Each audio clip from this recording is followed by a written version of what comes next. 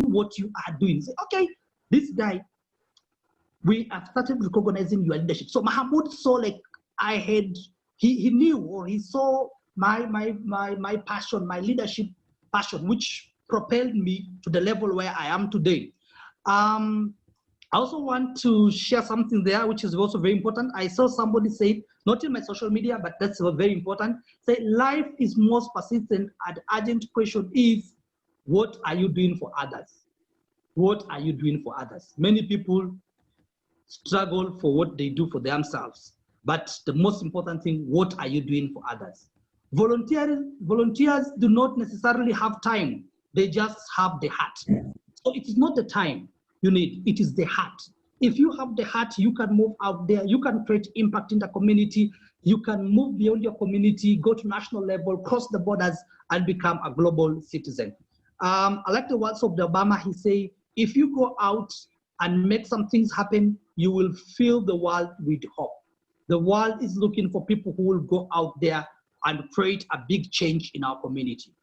So thank you guys. That's what I wanted to share as part of my journey to becoming an Obama Fellow and other awards that I have received.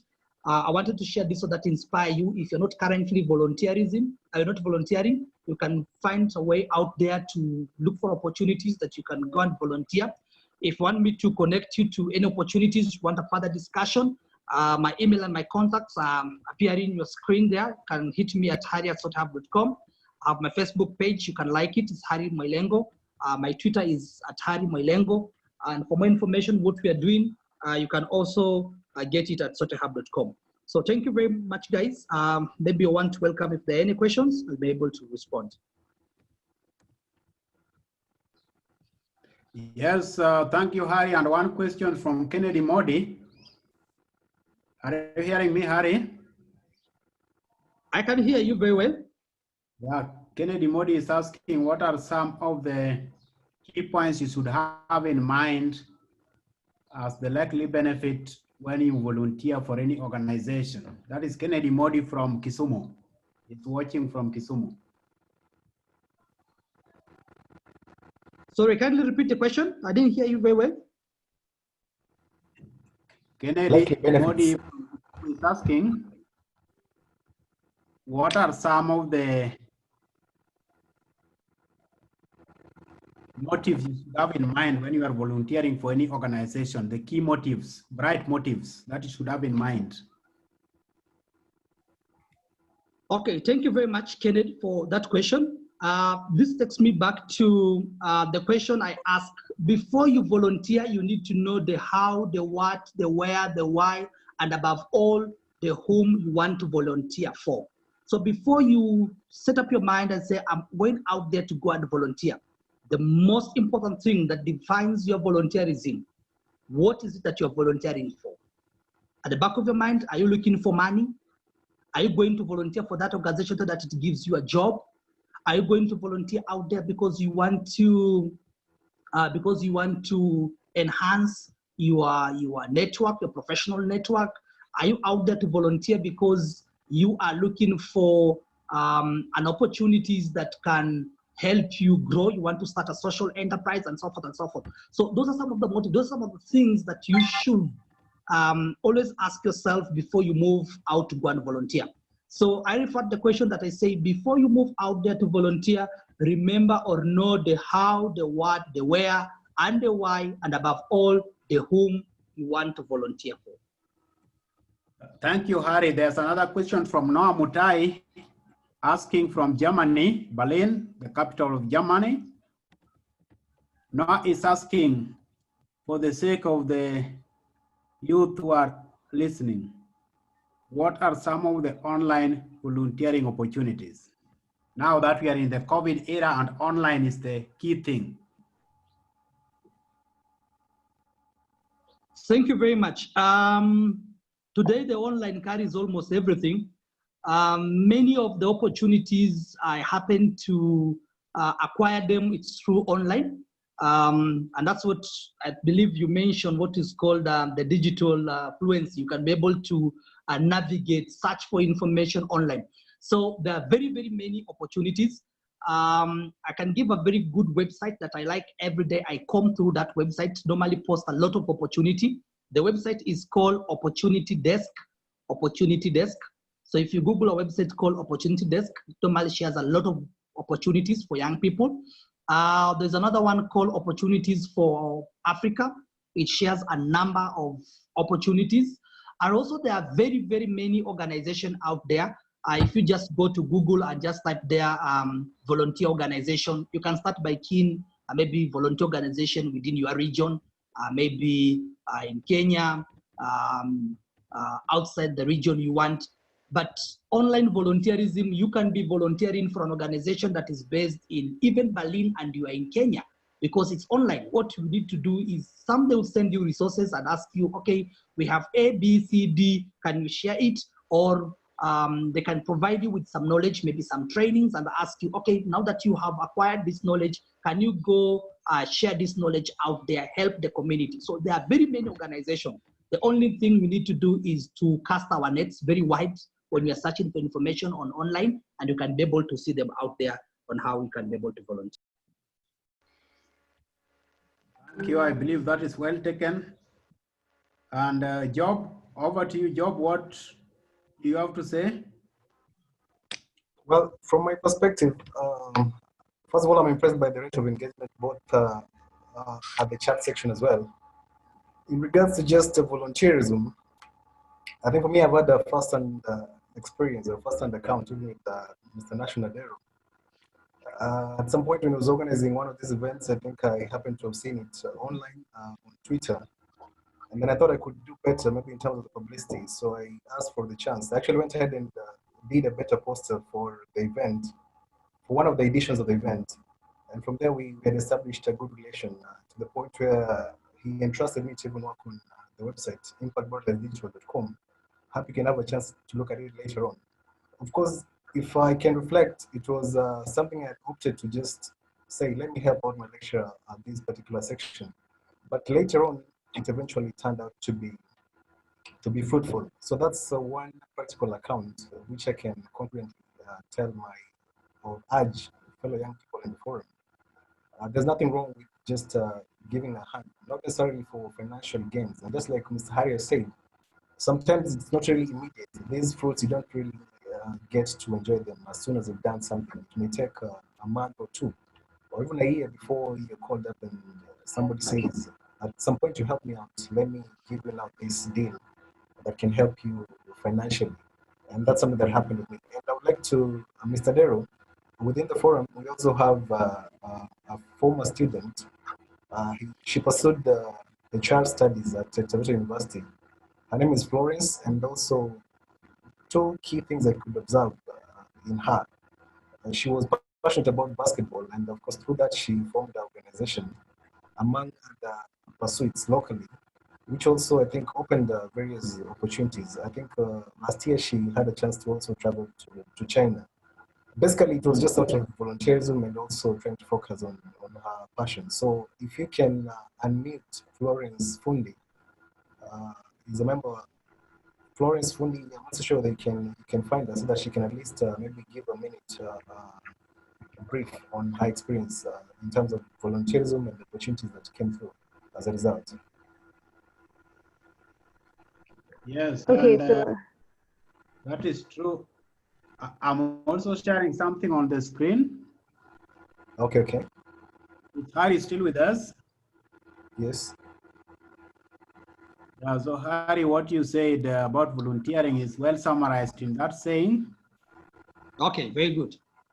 Yeah, brands, whenever you see a brand, they started by volunteering. So if you see someone who has built a brand, maybe JKL, Jeff Koinange Live, ask them, they started by volunteering their gifts for free, maybe in a church, in a community gathering, community activities. And that gives you a chance to refine your gift. And you mainly, first of all, start serving your friends for free. That will give your gift a chance to be refined to full fruition so that you can be deployed for a fortune for farms. So you can charge whatever you like, a fortune, a lot of money from farms. Sure. And down there, just for those who are noting down, you talk about the test. Africa or Opportunity Africa. We also have some online platforms you can use to learn so many things like Udemy, Ashoka. You can also Google it and see the many project, community impact project, social entrepreneurship opportunities. Again, Khan Academy, also a very good platform for learning. You can log in and learn whatever you want from basic level to PhD level. There are so many opportunities there and course material that you can use to learn for free. That is what I wanted to add. And now I'd like to welcome the other speaker was Lawrence to share with us her experience. You can unmute her. Okay, I've unmuted it. Job, is it okay? May I go? Okay, go ahead. Go ahead. Yeah. Okay, so first of all, thank you so much for the platform. It is indeed an honor to just have a minute or two to just, talk about my experience and probably just echo what Mr. Harry has just spoken. On a first-hand basis, I've been able to experience Harry's spirit of volunteerism, and I myself have been able to be honored to work in him in a couple of forums and just sit and listen to him exchange his wisdom for a couple of years. And I must say that he's indeed a leader that I myself look up to. So again, thank you so much, Job, and for the rest of the organizers. This is indeed a timely platform for us.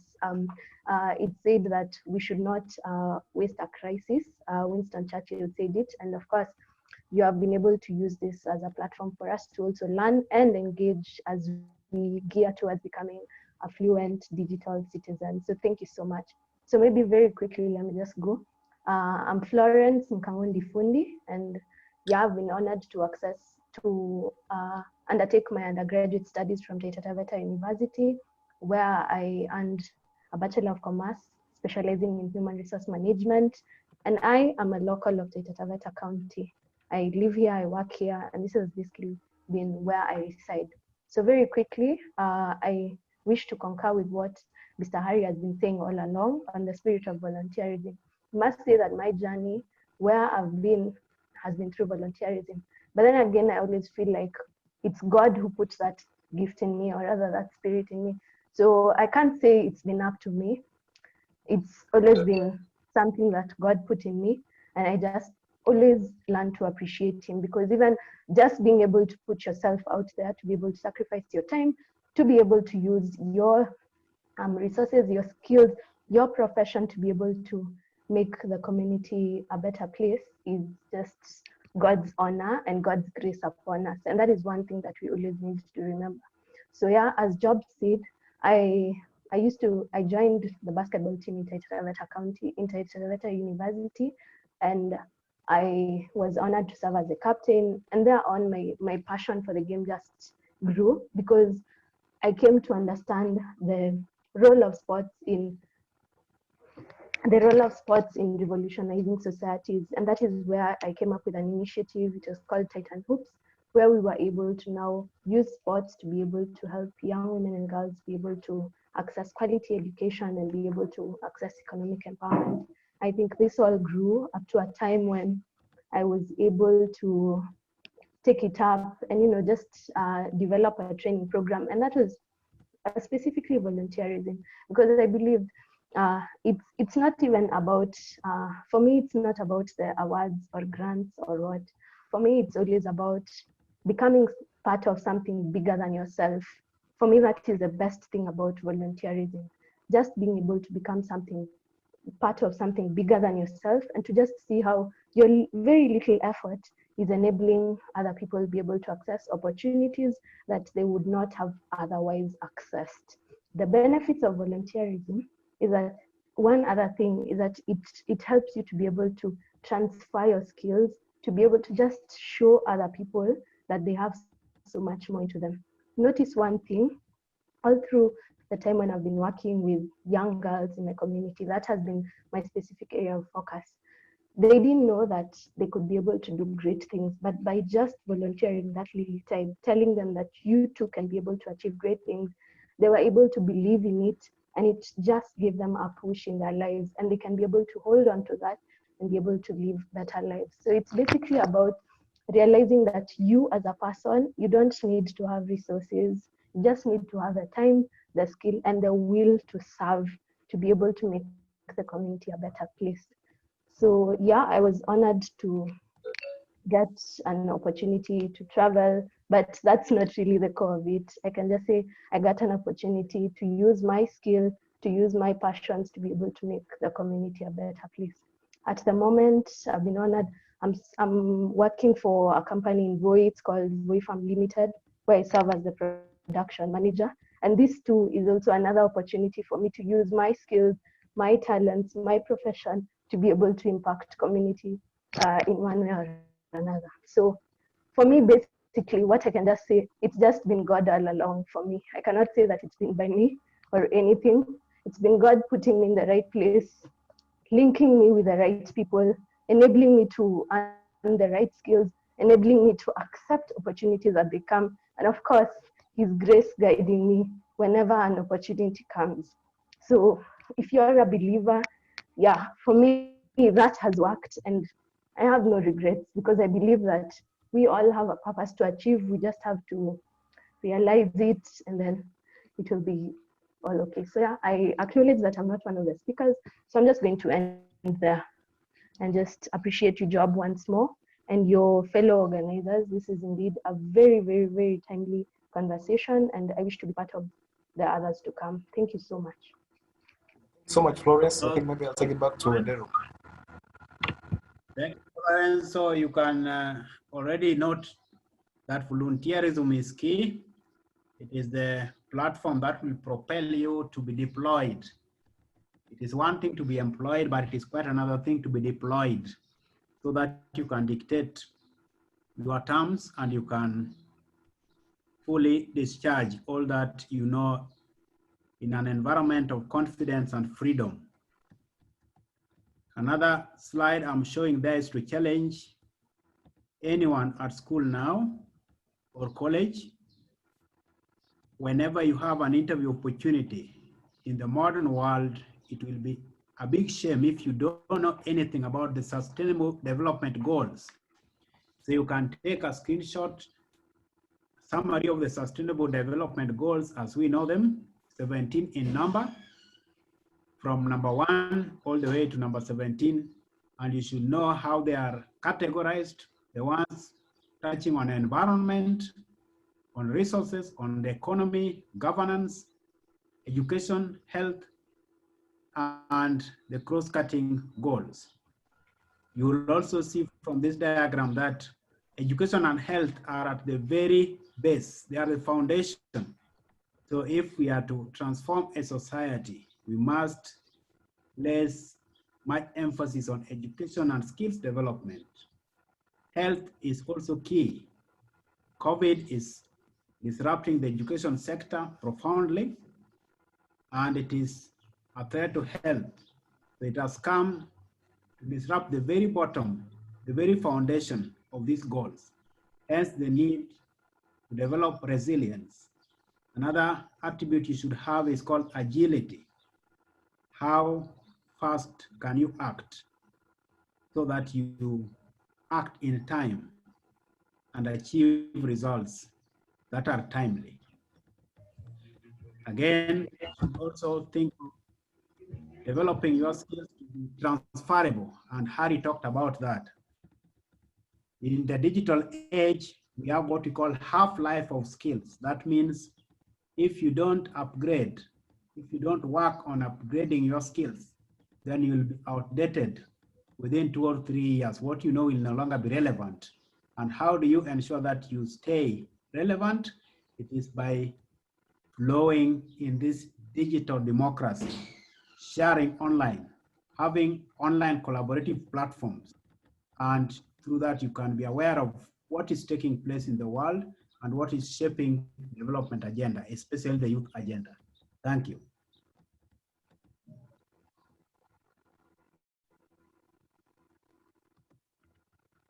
Well, Go back to the audience.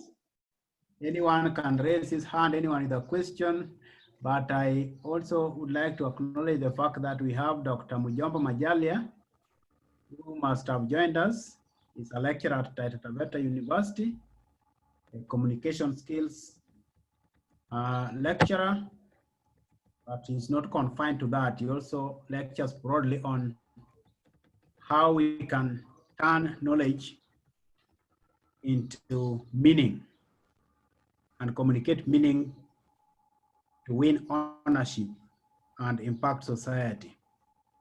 So if Dr. Mujomba is with us, he can say something.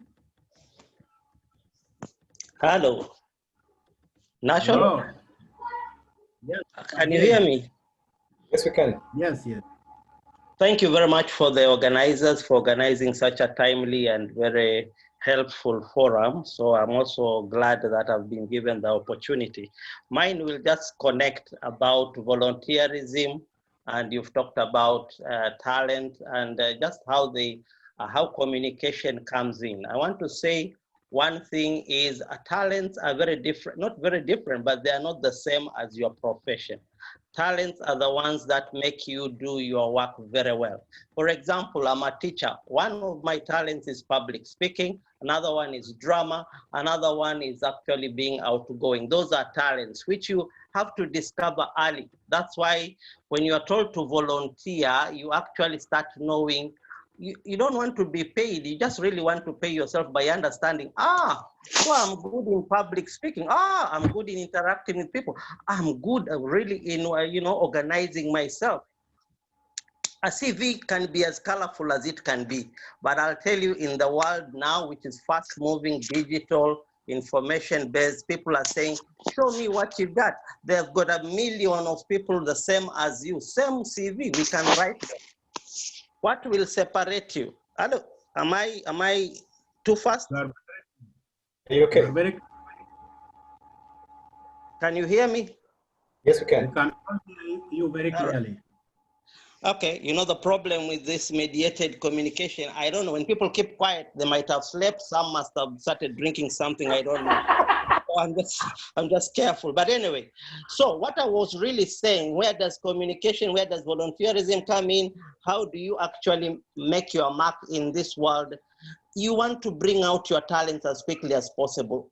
I've liked the way Mailengo said about, don't look about payment first. In the beginning, and I think Job said that at the same time, get into a position, whenever somebody tells you to volunteer, he's really saying, show me what you got. Show me your talents. Let me see what you can prove. People are given opportunities, and it's very funny, our work ethics sometimes. They come in, yeba. The way even they sit, the way even they do, it's like you already have an attitude that, hey, the world owes me something. So what I want to say is communication is not the same as talk. Communication is a whole ball game. It's a process. Your whole presentation. Really, communication is what footprints we leave on this world. So you're supposed to come here and actually leave footprints in the sands of history. And how do you do that? Your non-verbal, your time organization, how you use your skills, how you organize yourself. So it's your totality, really. And communication becomes your manifestation. People are not looking for you. People are not looking for Majalia. They're looking for what he has carried. What does he have? And that's why most might apply for some job, and maybe you're given an internship once. They won't ask you again because you didn't make an impression. You didn't communicate powerfully. How do you communicate powerfully? Communication is about packaging messages, and you are a message. You yourself, you're a moving message. You are like a lighthouse. All the time you are giving light. You are poopum, poopum, poopum all the time, and you cannot not communicate. Because I want to tell you, in fact, the most powerful communication is your non-verbal. Non-verbal is a lot. Timekeeping. How do you actually dress? How do you address others? How do you even say your things? It is not even the content, how much important it is, but how do you say it? And this comes to packaging is the totality. It looks at the context. When do I say what, where, in what way? So when you volunteer, you've said a lot already, all right? And how do you, when you get to the volunteer, how much do you go the extra mile? You've said a lot. And I think that's where we need to begin. And let's not also think about volunteering in very high places. It's very good. Obama fellow, fantastic. Congratulations, Mailengo. But we might not all get there. Ask Dr. Nation, where can I come and volunteer in your lab? I have students who come to my office, and I don't find it these days, but earlier on would come and ask, Professor, is there anything that I can do here for you? You know, it's volunteering starts, it's actually an attitude, it's a lifestyle. So communication for me is actually packaging yourself, start understanding your talents, put them together, and that process never stops. There's no way you'll say you have reached. Okay, I'll stop there so that I give time for anybody who can react, because I might go for hours on end, and you might not remember what I said earlier. So back to you, Nation. Dr. Thank you. And if I could summarize your expose, Yes. are you saying that talent and profession are different, but it is talent that will enable you to execute your profession well? Yes. Aligning your profession to your talent is therefore a key advantage in overcoming the limiting friction against making meaningful impact. I think that's what I left out. Fantastic for actually tying it together. Great. Thank you, thank you. So I see Francis Gitao here. Francis, are you with us? Hello. Hello, Francis. Hello. Yes, I'm with you. Yes, I'm with you. Can you share with your fellow youth your journey to becoming a GS expert right from the first time you took GS as a unit in your third year engineering program? Okay. And then you joined Eastern Africa. Okay. And before you realized it, you are flying high there, and now you are arguably the force, is the youthful force of GIS expertise in the coastal region. Yes. Okay. First of all, I'm Francis. Hello, everyone. Hello. Thank you. My name is Francis Gitao. I'm currently at Taveta University. Why? Assisting at the JS lab as a technologist. I'm also a student currently pursuing my master's in mining engineering. Let me switch on my video. Currently pursuing my master's in mining engineering. Yeah, my journey in spatial engineering, or rather geospatial technology, started in 2014 when I was a student and a BSc student. Why were you a student? Yeah, pursuing BSc in mining and processing engineering at Taveta University. That was in third year. I took it as a unit. It was called engineering survey. And then after that, I developed interest in geospatial sciences and technology, where in 2015, I got an internship, or rather an attachment opportunity at a company called Esri Eastern Africa in Upper Hill, Nairobi. That is why I was extensively trained, and I did a lot of projects there. And I just want also to bring out the issue of volunteering. Since then, through the mentorship program provided by, or rather, Jobu. through the mentorship program that was facilitated by National Idero, I was able to undertake my first project where we did some mapping of markets, major towns for, it is called Jobu. economic, I think it's called LEB, Lake Region Economic Block. That was my first project. I thought it was voluntary, but it turned out to be interest that it turned out to be an interest which I took it positively. From there on, yeah, I was now conversant with, I developed interest to learn not only various software and applications, so how I can apply the spatial technology to various to various fields. Yeah, that has been basically my journey until now. That is what I do. Those mics are mute. Apart from mining, apart from environment stuff, I pursue my interest basically right now. That is what I'm doing currently. A lot of JS, a lot of remote sensing. And I just want to encourage somebody who maybe think, or rather who just want to develop some interest in some field, or rather just, what I couldn't have known my potential were it not for that first project I did with Nation for Lake Region Economic Block mapping. That was what exposed me. From then, every project, every JS project that Nation know of, I must be there. I must provide my expertise in that project. So just take it positively.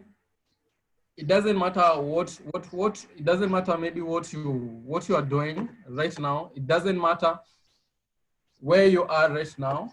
It doesn't matter if maybe you're finished school or rather you're just waiting for a job. Find something to do, develop an interest in some field, and with that, I know you can pick it up from there. Without much ado, maybe let me just pass it back to, or rather give it back to Nation to summarize it for me.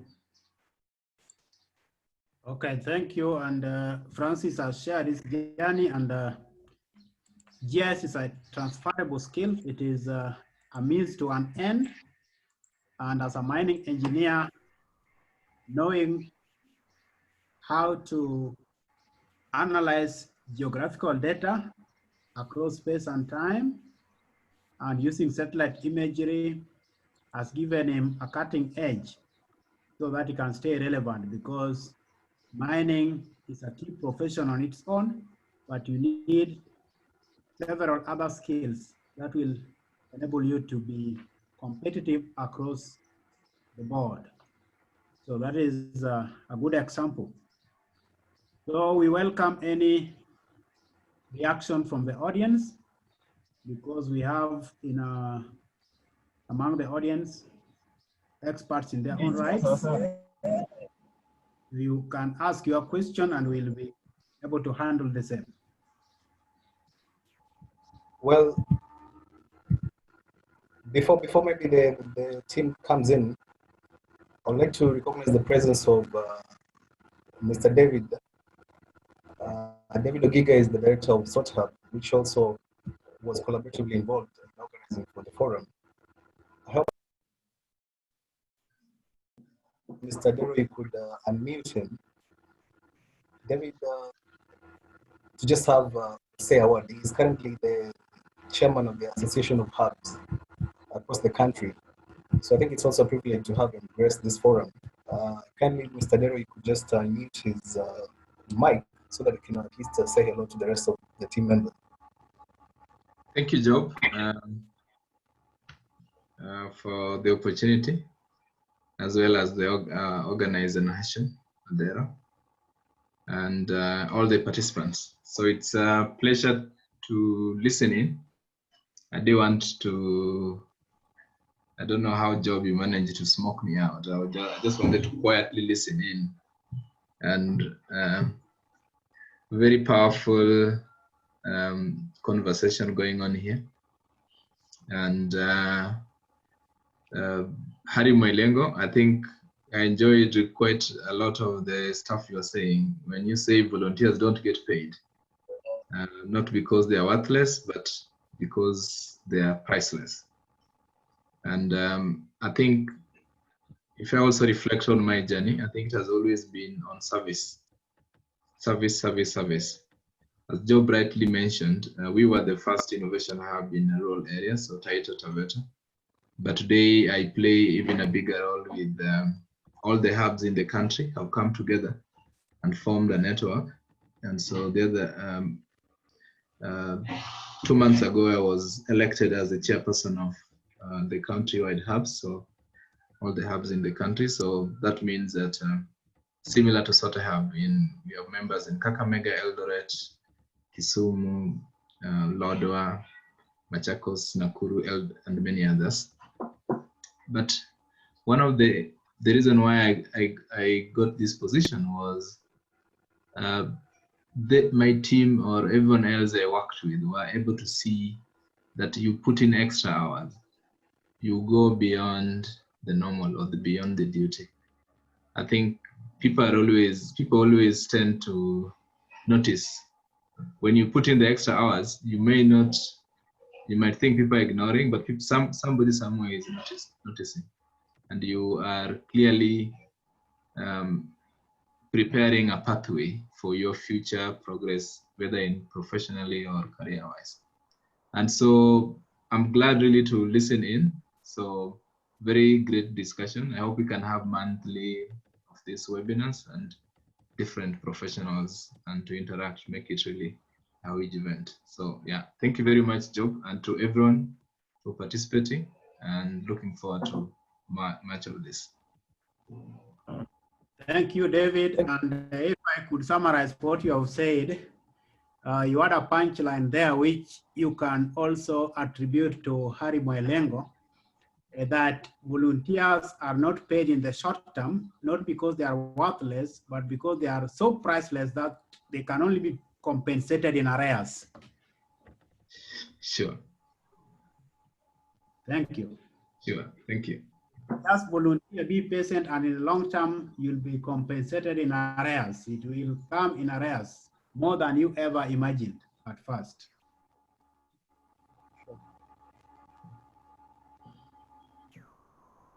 Well, thank you, Dara, for the recap.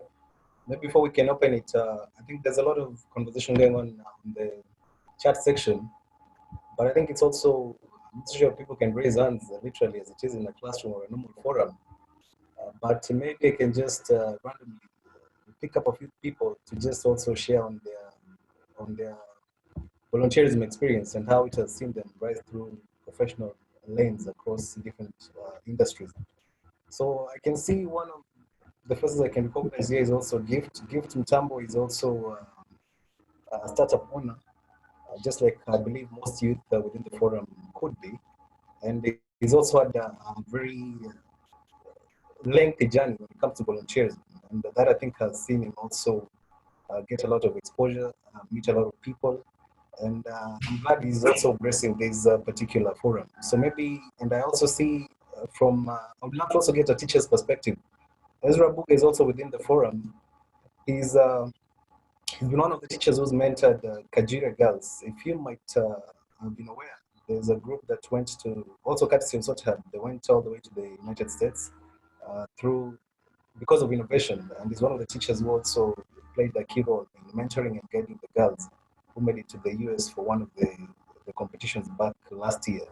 So maybe I can bring in, or rather, Mr. Adero, you can unmute Gift to just give us a bit of his experience. Then maybe Mr. Ezra Buga can also come in as well to give us a bit of his view, especially from a teacher's perspective. And so let's get the views of the two gentlemen, then we can proceed at least also get more views from the ladies as well, just for the gender parity consideration. Thank you.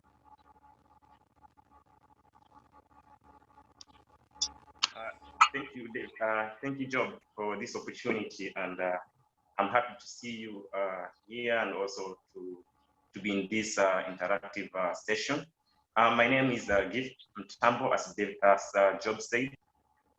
Sorry, I keep mentioning David because David is also one of my mentors and somebody who I've worked with him for a long time period. But for my side, I can say what Harry has said during his session is very important in terms of volunteering. From my perspective, I can say I started volunteering and I started community work very, very young when I was around, say, 20 years, immediately when I finished my Form 4. So because of the communication skills and also the interactive session we had with some of the mentors who used to come to visit the school. And in that particular, I can say it's a Sote City project. By that time, we used to come around the schools and interact with the students around the high school and also later to university. But due to the interaction session we had during my high school period, it's what cultivated what resulted me getting into volunteering section or volunteering sector, whereby I managed to also to work with such a hub for some example a lot of years, 4 years, through the leadership of David Ogiga and also through mentorship from Harry Mwelengo. So through volunteering, I can say it's very important because it made me, or it led me getting exposure not only in Kenya but also visiting other countries. For example, Slovakia twice. That is in 2014 and also in 2016. And through that, it has also led to me connecting or growing my network in terms of professionalism or in terms of career-wise. So there's a time we went to Slovakia and we met several guys in different hubs in Slovakia, business people and also leaders in different capacities. And this made me to gain a lot through the experiences and through their sharing by that time. But it's very important. I can share also one of our colleagues who used to volunteer at such a hub. Maybe I can mention it through David and also Harry. I remember we used to have a volunteer from one of the partnering organizations from Slovakia who was called Ivana, and she volunteered here in Kenya for a long period of time, about I think 6 months, and I think she came back again. But after that, immediately she left Kenya. When she went back to her country, she managed to secure a job opportunity in the organization that the Sote City was partnering with from Slovakia side. So that shows us that volunteering pays if you are patient and if you work regardless of payment. So it builds the first thing I say, it builds confidence. It also builds network, and it also builds your career, future career, because out of it you'll end up getting a job opportunity somewhere.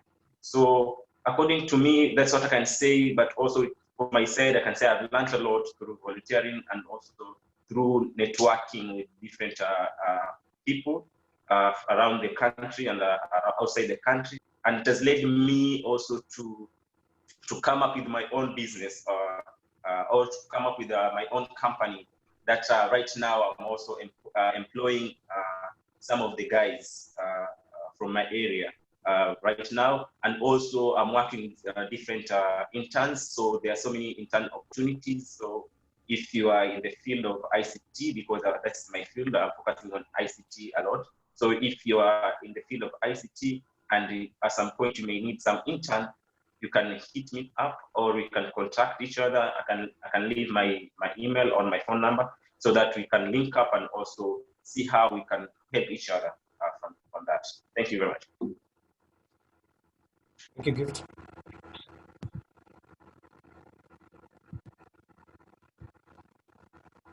No, thank you. That is very well taken in. And I see again, we have been joined by one of the TTU, a young lady from Spain, who is there for an environmental postgraduate degree program. That is Frida. Frida was at Taveta University and believing in global citizenship, she looked for opportunities abroad, particularly in Europe. She's now in Spain for a postgraduate degree program, which she's almost finalizing.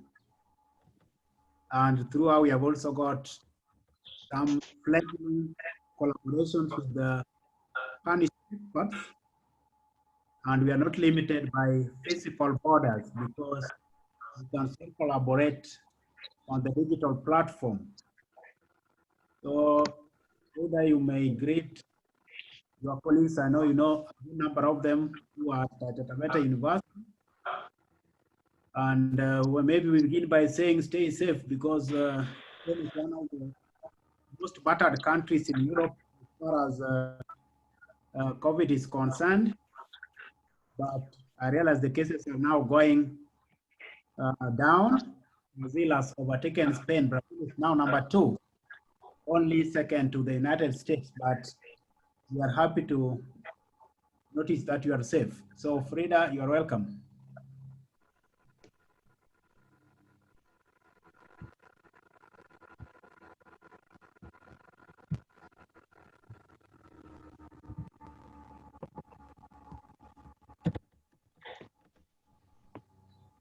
Okay, you can unmute your audio.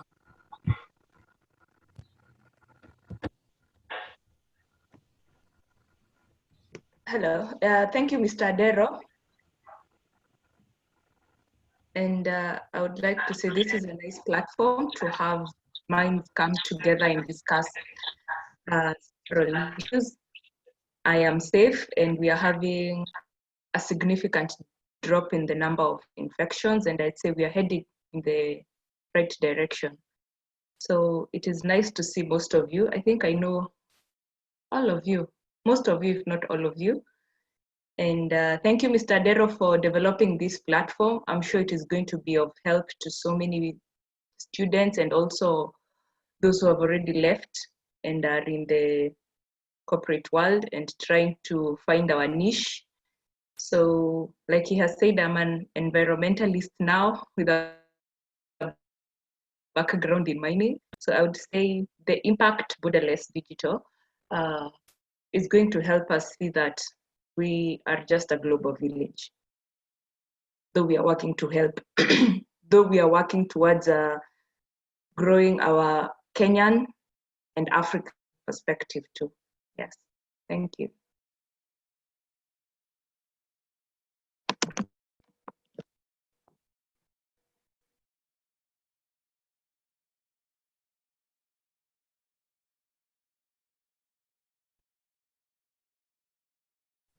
Job, please. Okay. Well, thank you, Mr. Dero. I hope you can, and thank you, Frida, as well. We're glad to hear that you're safe. I think perhaps at this juncture I can bring in Mr. Abuga to at least also give us some insight from a teacher's perspective. And there I could unmute Ezra Abuga. Yes, Ezra, you can talk.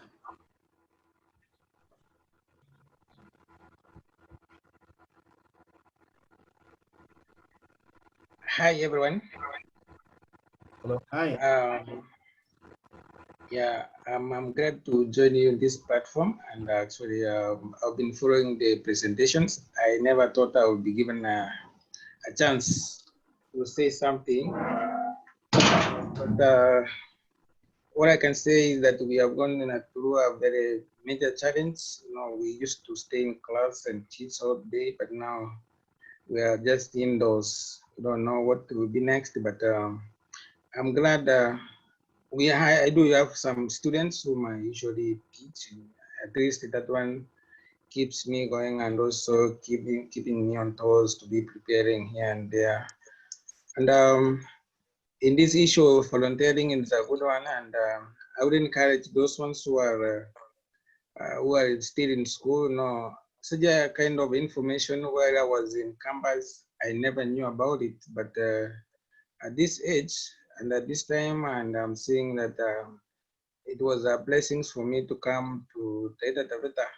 It has given me a very big opportunity to be able to learn so many issues regarding to volunteering, issues regarding to innovation, and it's a good thing. And also it's another good way of now sharing where we are at home, at least to keep in touch, to know what's going on. And I really encourage the youth. Yeah, like I usually admire what gifts and the job you are doing. Yeah, it's good, and how you studied, and I saw you just the other day in school, and you're doing well, and I just keep on encouraging you. And of course, as we are not at home, but we're optimistic that we'll find a solution. And actually, it is a kind of now mind shift, like even the way we are teaching. Now we are used to the traditional ways of teaching, even if we're in the 21st century. I think it is high time that as teachers now we embrace the use of technology. But of course, most of my, I'm sorry to say, like most of my colleagues, they are not conversant with the use of this technology, and how I wish they would also be having the same mindset like me. And I think we could be in a different ground. So like when I usually look at the developed countries, they usually have a way of sharing information with their students. And through this COVID-19, actually in Kenya, we have tried. And I usually look at around some school groups, so you can be able to see information being shared there. And it's a good opportunity to take another way of, take another step to accept the situation and look for new ways of doing things. I know, like now we could have been maybe meeting sort of, but now we are now meeting here online, and also this one at your convenience. You know, you don't need things like at what time will I be able to reach you, or like all that kind of stuff. So this, I think, this is the best way to go and bring our minds together and be able to solve the problems that we are facing. Thank you for the opportunity. Okay, thank you, Mr. Ezra. Maybe before I take it back to Mr. Dero to give us further direction, I think it's clear that volunteerism and global citizenship has dominated the discussion. And as much as we had other topics around digital fluency and also digital economy, and among others, but it's still okay. We hope now we can break down the other topics in future segments or future forums. Maybe at this juncture, I'd also like to get just a perspective of, I see one of the former students, Clinton, I think pursued a degree in ICT, if not mathematics and computer science. If he can maybe, and it also graduated just recently, if he can also give us a perspective from just a recent graduate from what really happens post campus. How is life over there in terms of opportunities? How is it in terms of maybe internships? What's really there for people or young graduates, especially with the background in ICT? What is it like? Clinton, you can come in before I take it back to Adero, or maybe the floor at large, to just give us a piece of what they think, their respective industries, and what you do currently.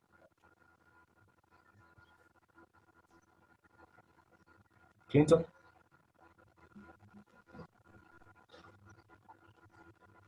Adero, could you unmute Mr. Clinton? Clinton, you can talk. You can unmute yourself and talk. Clinton, you can unmute yourself and talk. Yes, you can talk now.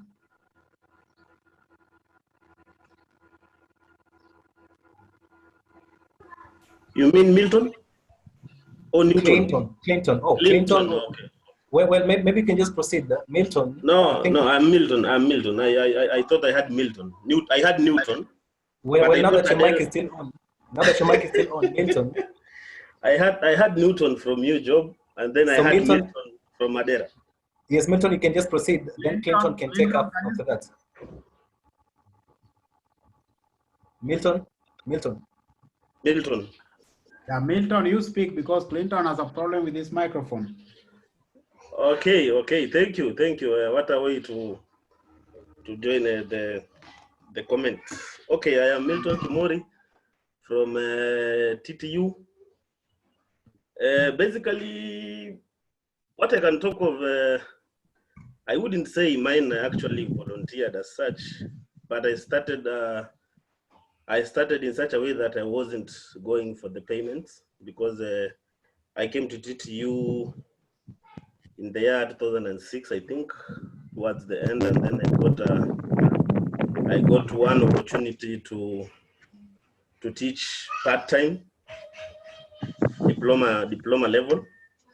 So I started from there. You know, part-timers, you know, the experience with part-timers, we generally are not motivated. If you're part-timer and you say you're motivated by payment, then you'd be lying to yourself. So generally, we are not motivated by payment. So I'd say my perspective of volunteering in my field, maybe it is that, because I came in, I didn't look at that, and I was told already, if you come at this part-timing, then know this and this and this. So I went ahead.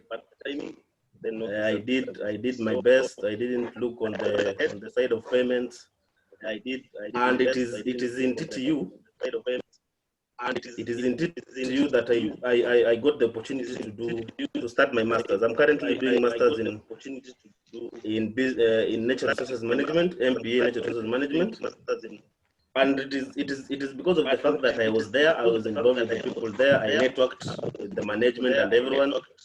And when this opportunity came, it came at the right time when I was there, and I saw it. If I was not in TTU, I couldn't have seen this scholarship, and maybe I could have been studying my master's. So I did my master's last year, December. We went to Germany for a research stay. So what I mean is, you must start from somewhere. As a graduate, you must start from somewhere whereby you don't look for money.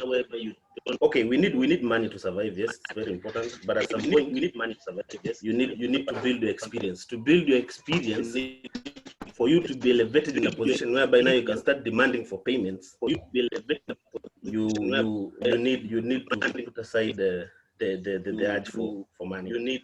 I've been able to do that. I'm still doing that, and I know once I graduate with my master's, moving on ahead, maybe I may secure employment opportunities. And again, also, the part-time is not that it's not paying; it is paying, of course. The part-time is not that it's not paying. But what I mean is, don't focus too much on the side of me. Build yourself first. Build experience. I can say from 2017, early 2017, up to this moment, it's 2020. I've lectured under the diploma level. So that's already the experience. And when I graduate my master's, if my master's allows me to go ahead and lecture the degree level, then I might secure assistant employment as a tutorial fellow or as a teaching assistant, and that will be good for me. So basically, that's what I can say about volunteering. So for the youths, don't give up, go for it. It's not easy. I think no one is ready to tell you that it's not easy, but you can do it. I think that's it. Thank you for the opportunity. Thank you, Milton. And now I would like to redirect the engagement to focus on one key area, that is the role of technology in education, because what this disruption challenged us to think of critically is the role of technology in education, the borderless collaborative framework for sharing knowledge and exchanging ideas. As you can see, what I'm displaying on the screen about contextual intelligence. Education 4.0 is about contextual intelligence. How can you contextualize what you are studying in order to address the needs of the moment?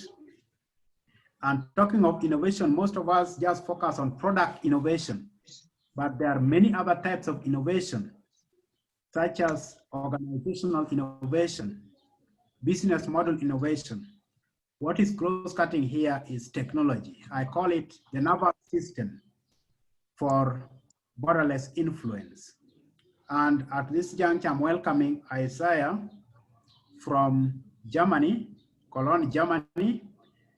Cologne is well known for cultural liveliness, arguably the cultural capital of Europe.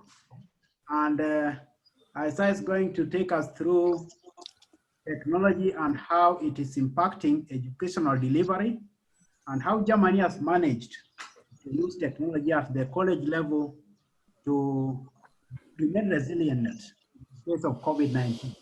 Thank you, Isaiah. Hello, everybody. Hello. Hello.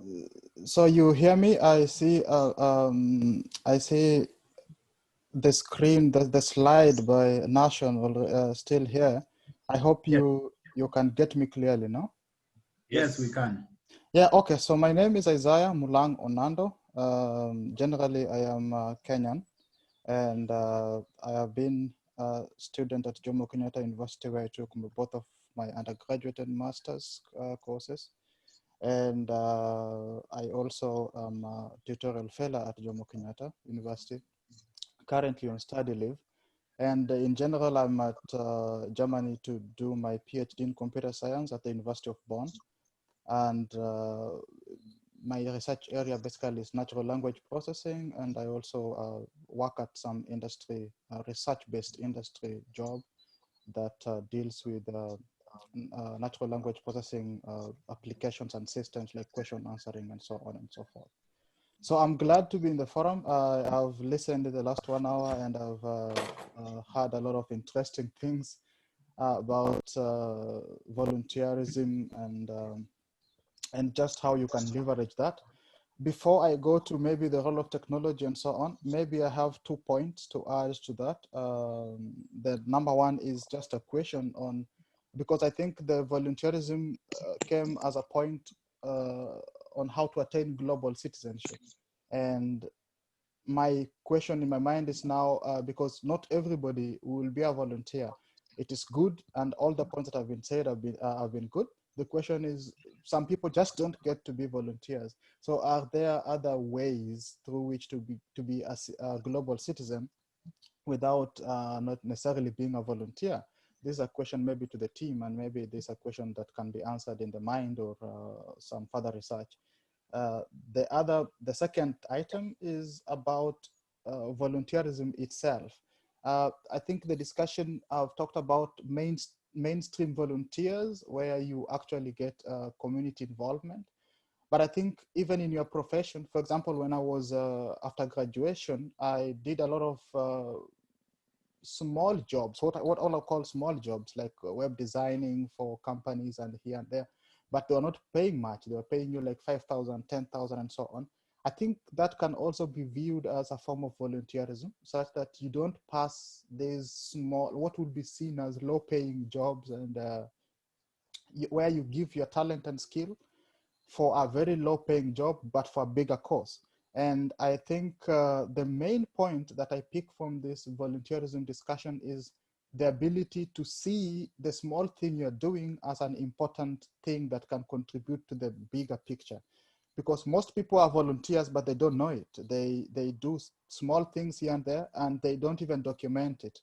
And the world is looking for documentation for, like, for example, just maintain a blog where you say, this is what I do. I design some small websites, or I come up with youths and go distribute some sanitary towels or something like this.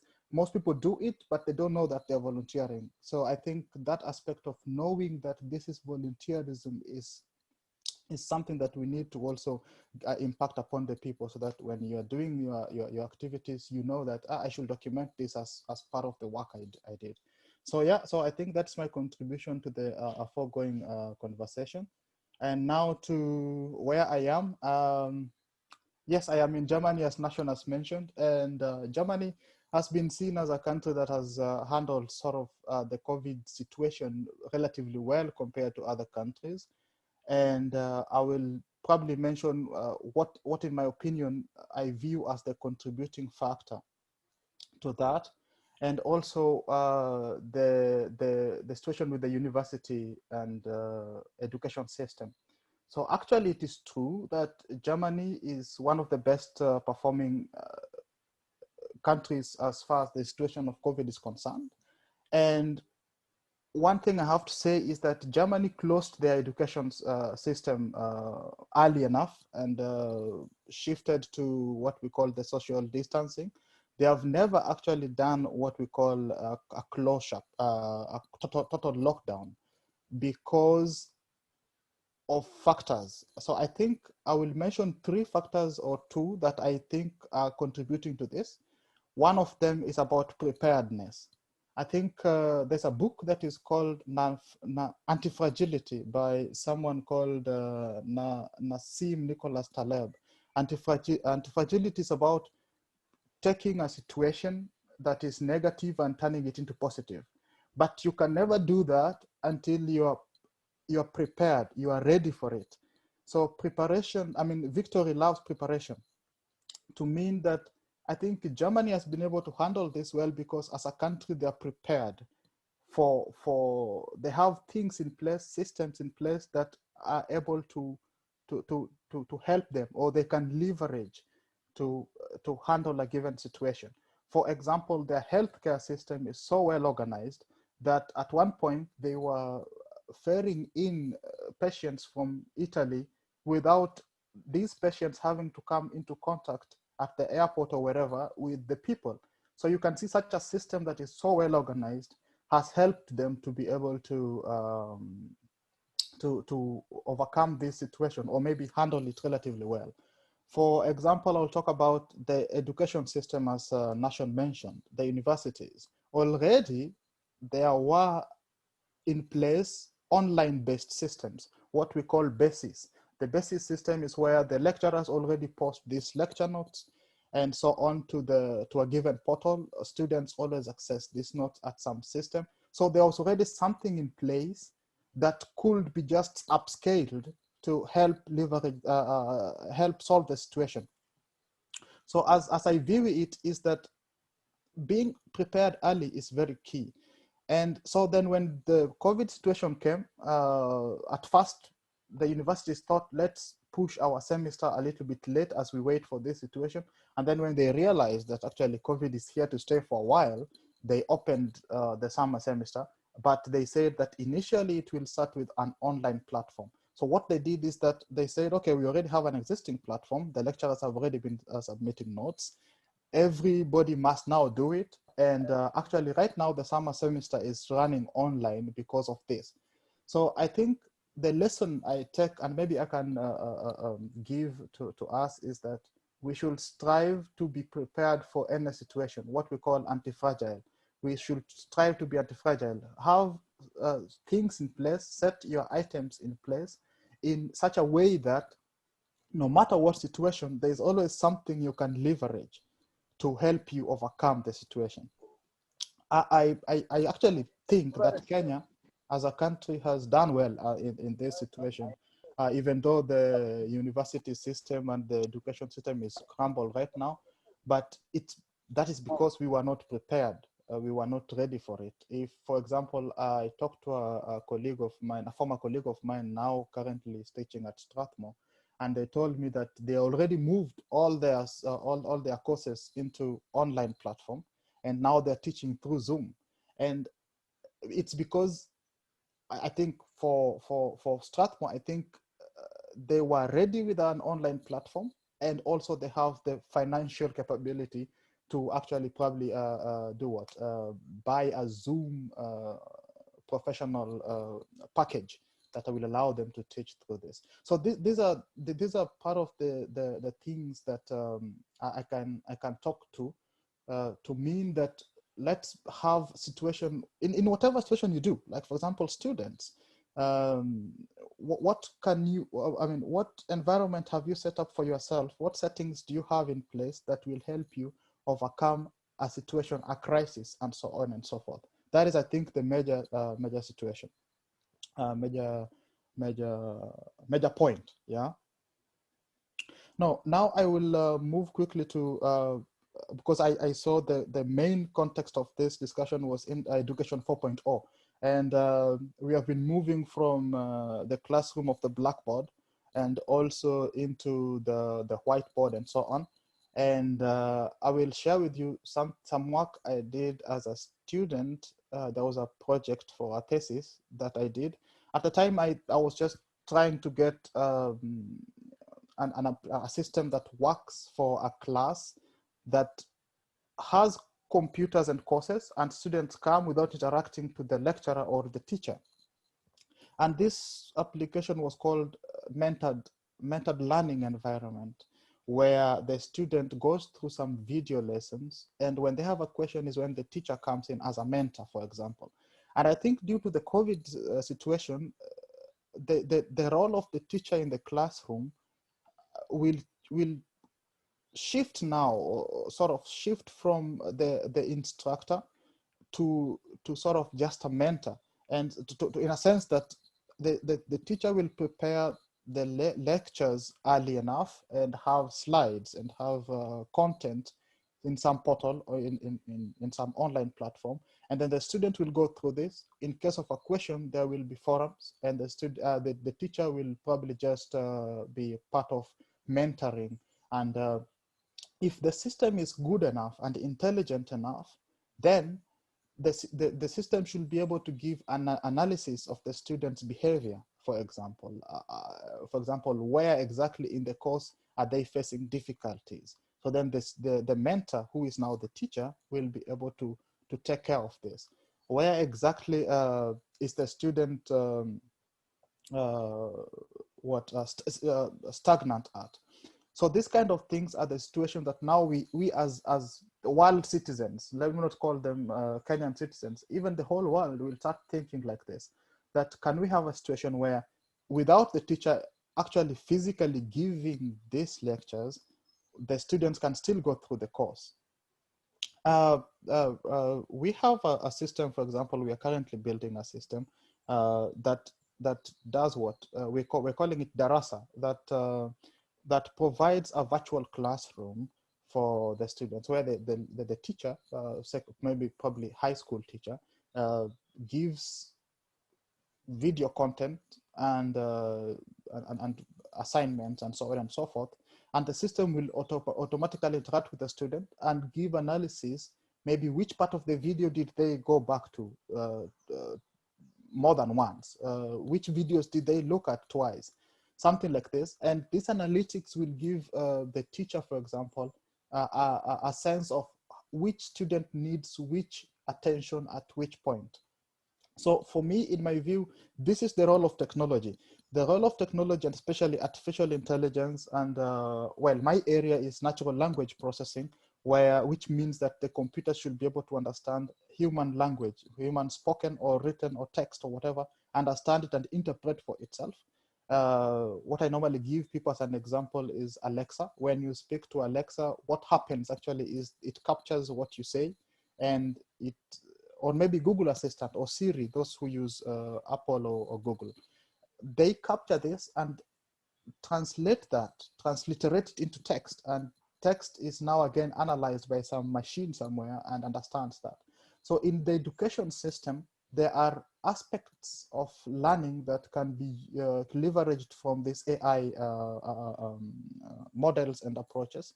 For example, understanding automatic marking of assignments, understanding discussions and questions and frequently asked questions on a given topic, and so on and so forth. So this is the role of the technology. There are so many technology algorithms and models that are required for that. For example, we need I don't want to appear so jargon. If I'm trying to be so jargon, maybe you can stop me and correct me. But I want to say that machine learning algorithms can be able to understand and analyze human behavior in a given classroom and so on and so forth, and give assignments. There's somebody who wants to say something? Leonard Majalia or something? Okay, so this is the direction that education will now take. And for us to get there, we need two major things, what we call digital transformation and agile transformation. So digital transformation is about having technology in place that will assist both the learner and the educator. I've just spent some time describing who is the learner and who is the educator in such a system. So digital transformation is there are so many technologies that exist that we can put in place And I'm glad that in Kenya, we are very good at adopting these kind of technologies in a very fast way. For example, already in 2013, the government was talking about these kinds of laptops for students, which, well, it never really came to success, but it's a good start. There's already a discussion that is going on into this kind of things. The president is talking about some big four agenda, and already in that, there's already part that technology can play in solving these problems. So as I talk about the education 4.0, I want to paint a picture in our minds where we no longer see the teacher as the ultimate source of knowledge, but rather the teacher as a guide to attaining knowledge. How does that happen? A technology is in place that allows the teacher to upload their content and the students to go through the content and suggest new content where they're failing and so on and so forth. So if there are maybe IT professionals in this, or maybe students who aspire to be IT professionals, these are open research areas, open ideas that you can start querying, or what we call thinking about as we go forward. So that even as you position yourself as a student, you must position, even the innovations we are trying to come up with as students, companies and so on, startups and SMEs, should start thinking about how can I position my business in a way that it can leverage technology to overcome interruptions like COVID and so on and so forth. Yesterday, I was reading an article that Zoom, this platform where we are in right now, is currently more wealthier than any high-ranked airline in the world. So you can imagine airlines have been operating since 1940s and so on up to now. But Zoom started 3-4 years ago, and now is when it's gaining traction. But because of this situation, they have been able to gain subscription and accrue enough income to overtake industries that have been there for years. So this positioning, I think technology is not a discussion anymore because of this COVID. It has really brought the situation of there's no more discussion of whether we should have technology or not. It's a must now. And if we are to move forward in whatever sector, we must think of how can we create systems that leverage technology in a smart way. And the only thing about those systems are what Nation has now displayed on the screen is about artificial intelligence, systems that understand human thinking, systems that understand images, systems that understand human language, and so on and so forth. For the education sector, it's about creating content and allowing the teacher to withdraw from the content and the students to interact with the content. And as the students interact with the content, they create more content. And this in itself creates a whole variety or a whole world of what we call research and ideas and so on and so forth. The other aspect that was digital transformation.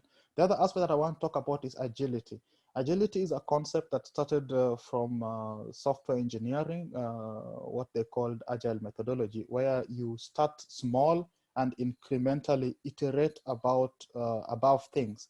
So how does agility help us now to be more resilient in the face of COVID? It has been said now that COVID has provided us a chance to query ourselves, to go back to what do we have, what we have as a person, because people have lost jobs, people are at home, students are not in school, and so on and so forth. So it's about you. You have time to think for yourself, what am I? What is my interest? What can I do? And through that, you can either gain skills to attain it, or you can start already laying down foundation for what you want to do. For example, if you have been interested in building I'm sorry, I have to talk about computer science because this is my area. My examples will mostly computer science based. So if, for example, you have been thinking about having a blog online, there's a lot of, right now, there's a lot of young people doing video blogging and so on and so forth, which is fine. But if you've been thinking, you've never had time for this, how can you put yourself out there? Most people want to think about the grand goal, they want to come out when they have the ultimate goal, but this is not the right way.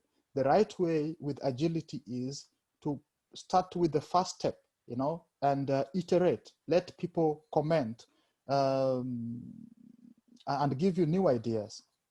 Part of agility is also creating networks and getting mentorship. Share your idea with people and let them put their input in it, and so that you can create better platforms or better products. So agility is to say, start today, don't wait a single second. Start today with whatever thing you have on your hand and push it out there. If we are talking about, I was about to say Industry 4.0, because this is another area of that. We're talking about Education 4.0. What is our part as professionals or as students that can contribute to Education 4.0? I watched the government, is it Uhuru Kenyatta or something? The ministry has released some funding that can help create content, educational content online, because the countries, everybody is now facing a challenge with physical education. So as young people and as professionals, how can we leverage this situation so that we can create proposals that can give us this funding, that we can create educational content online? Simple things like doing animation videos, for primary school children. Simple things like just taking your camera and taking a teacher doing lectures and posting them in some online. All this content will ultimately come in handy in bringing this dream of online or education 4.0. Then once we have this content, we will need people to go through them, annotate them, and say, okay, fine, this video is about biology. This video has this equation that is very important. So when a student looks at the video, he doesn't have to go through 40 minutes of a video for him to get his contents. There are students who already have an idea about a given topic, and what they want is just to remind themselves of this given specific formula. So if we annotate a video and say in minute number 20, we have that formula. If I search and find that I want an equation about some Gauss law, whatever, then it takes me to this specific point in time. So these are kind of things that technology can help us to achieve in the era of COVID, and as we move forward into the world of 4.0 aspects. I think this is the close of my presentation, what I would consider as a short presentation, but I would want to urge us that let's take skills that will give us a positioning into the technological world. It will not be I read a post the other day about STEM, the STEM courses, where STEM is about mathematics based courses, engineering and technology courses and so on. They're now replacing what we call the management or business based courses. Why? Because technology is inevitable now. If you have only skills in a given area that has nothing to do with technology, you might probably be replaced in the future. That is the idea. So let's make use of online free resources. I saw Nation shared with us a list of platforms which can give you skills, like simple programming skills. Just knowing that this programming works like this, just knowing that this thing exists is very key right now. Because, for example, if you do not know that Zoom can be used for conferencing, then you will probably be stuck at home and thinking that you cannot teach. But right now we are holding a whole conference on a platform. I don't even know half of you guys, but I feel like I've interacted with you and we have shared a lot together. So this is the thing. I will say that let's think of how we can go into this skill set, you know, gaining this environment, creating this environment for ourselves to be able to move forward in case of this disruptions like COVID-19. Thank you. I think I'll take it back to Nashan. Thank you, Isaiah. Now, can we have any input, comment, or questions? Kevin Sang, your experience, underground tunneling work there after having graduated from Taveta University, do you have anything to say? And I would like to hear from a biochemist. Now, if you are a biochemistry student, what is the present era and how biochemistry will be of use in this kind of, in addressing these kinds of challenges. Thank you. Kevin Sang.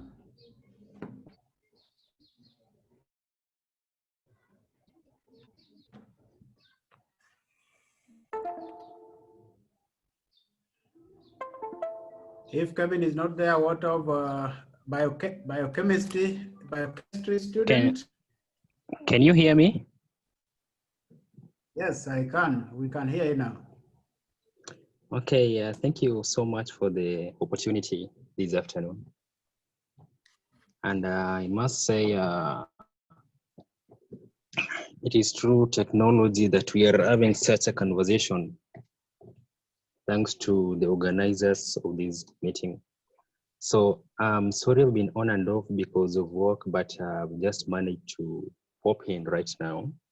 And as Daktari has requested me to maybe say a small thing about my experience outside here. So I will say who am I, then say 1, 2 before I hand over. So I graduated last year with a bachelor's in mining and mineral processing engineering. And I must say that I was one of the most privileged people to have had an opportunity to be mentored. So it is through mentorship that I can count on the step that I managed immediately. I wrote my final paper in campus.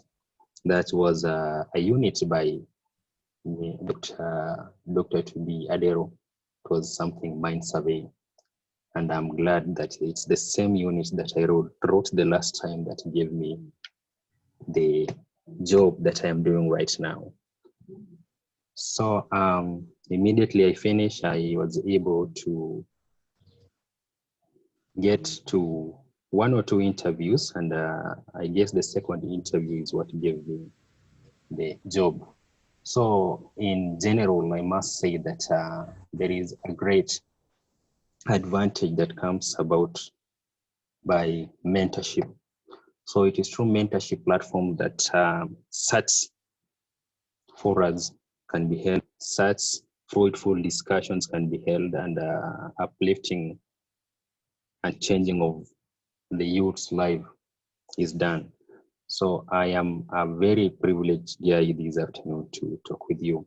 So right here, I'm under construction company. We are doing a multi-purpose project that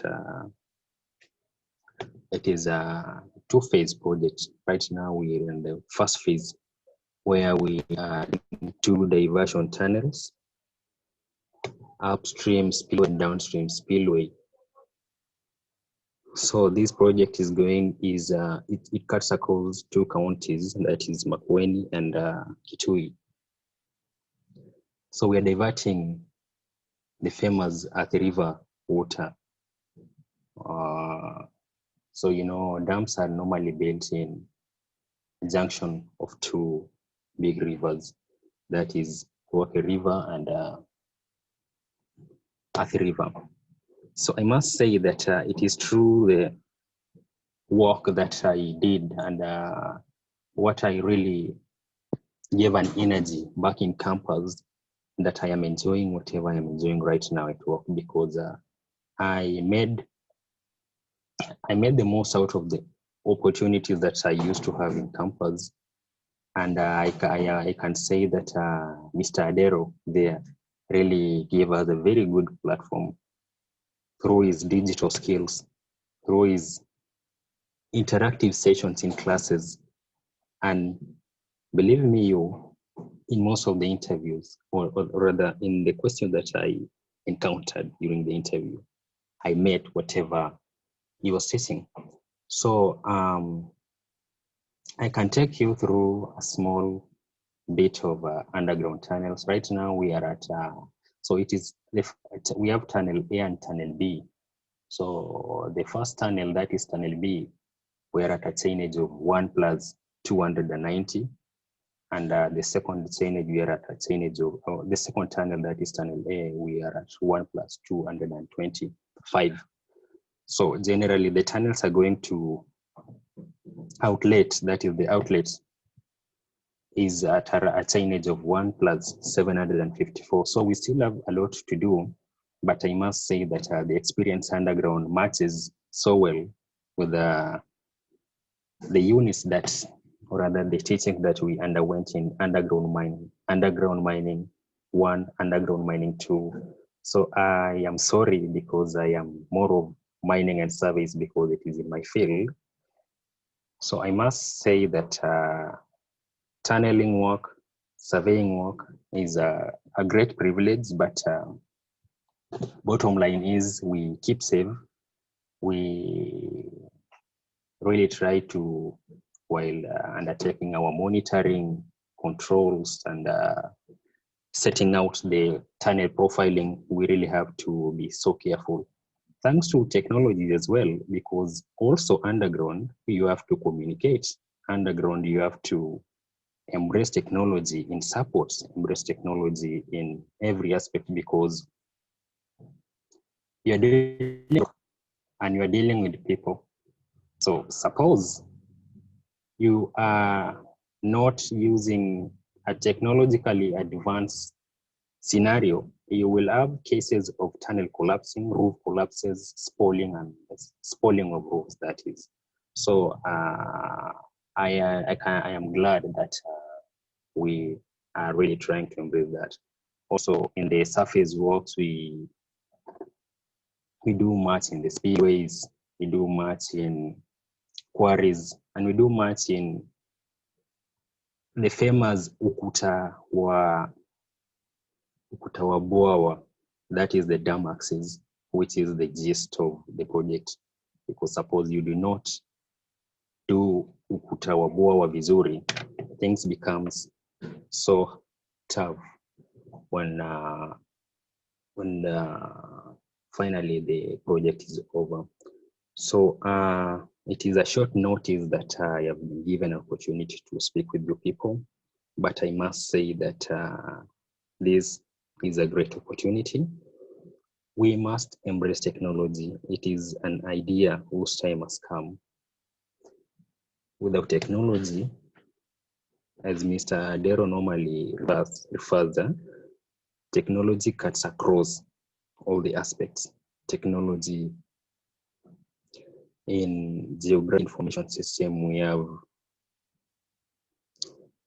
the decision trees, we have the, what do we call this?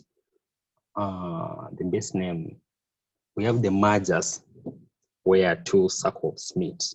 So technology cuts across every aspect of life. Every aspect of whatever you are doing is technology. Technology.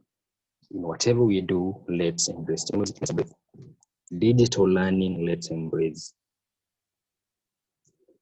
this great idea. So I really don't have much to say, but I must say that I'm grateful for the opportunity, and I look forward to such interactions with the time. I am glad to see Frida abroad, and I also know Milton and some of you guys, I don't know, but it is a platform that has brought us so that we can know each other way forward. Thank you so much. Back to you, Mr. Dero.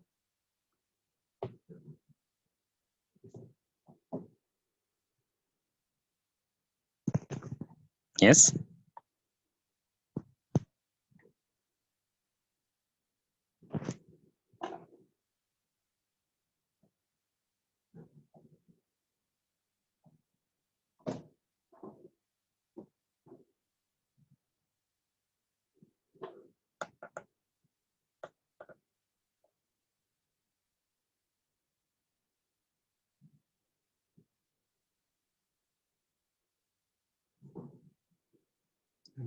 Yes.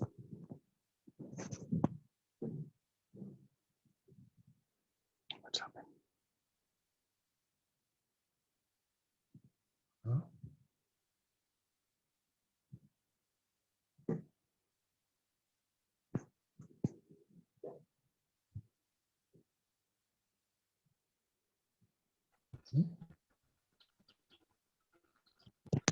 Yes.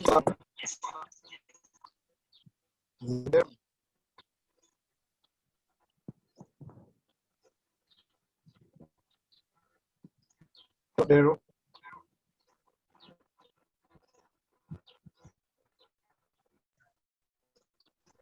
Hello, we are saying that thank you, Kevin, for that summary. And I'm saying I got a chat that there's someone from Kisumu, an alumnus of both Strathmore University and KU would like to say something. Say something is still with us. And meanwhile, if Mark Muchemi is also with us, we can share something briefly on Kenya's presidential digital talent program and how the youth can get involved. It is under the Ministry of ICT and Youth Affairs.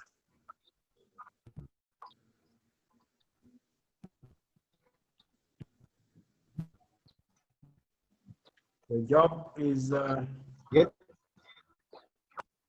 the alumnus of KU with us from Kisumu. Well, can you admit the data is from Kisumu?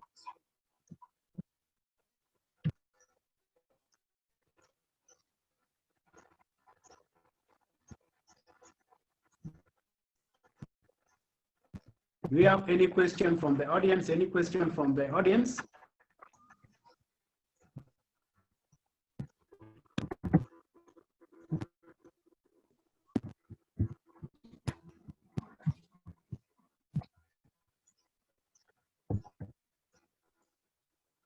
Yes, Leonard, Dr. Mujomba, you have something?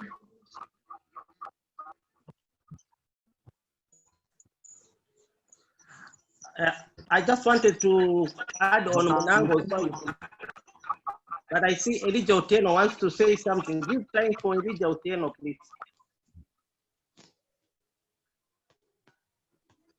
Elijah Otieno, can you say something? Yeah, hello, are you getting me? Yeah. Hello? Otieno? Yeah, are you getting me? We are getting you. Yes. Yeah, actually, I'm still a student at Beta University, fourth year. First, I would like to appreciate this meeting. And now my question was coming on participation. Earlier we talked about participation that you can avail yourself so that you volunteer, participate in something. So the main challenge you are facing as undergraduates is that whenever you go to a company and then just tell them that you want to maybe to volunteer, to be given a certain job to do, mostly they ask for papers. Like they ask if you have if you've completed your degree.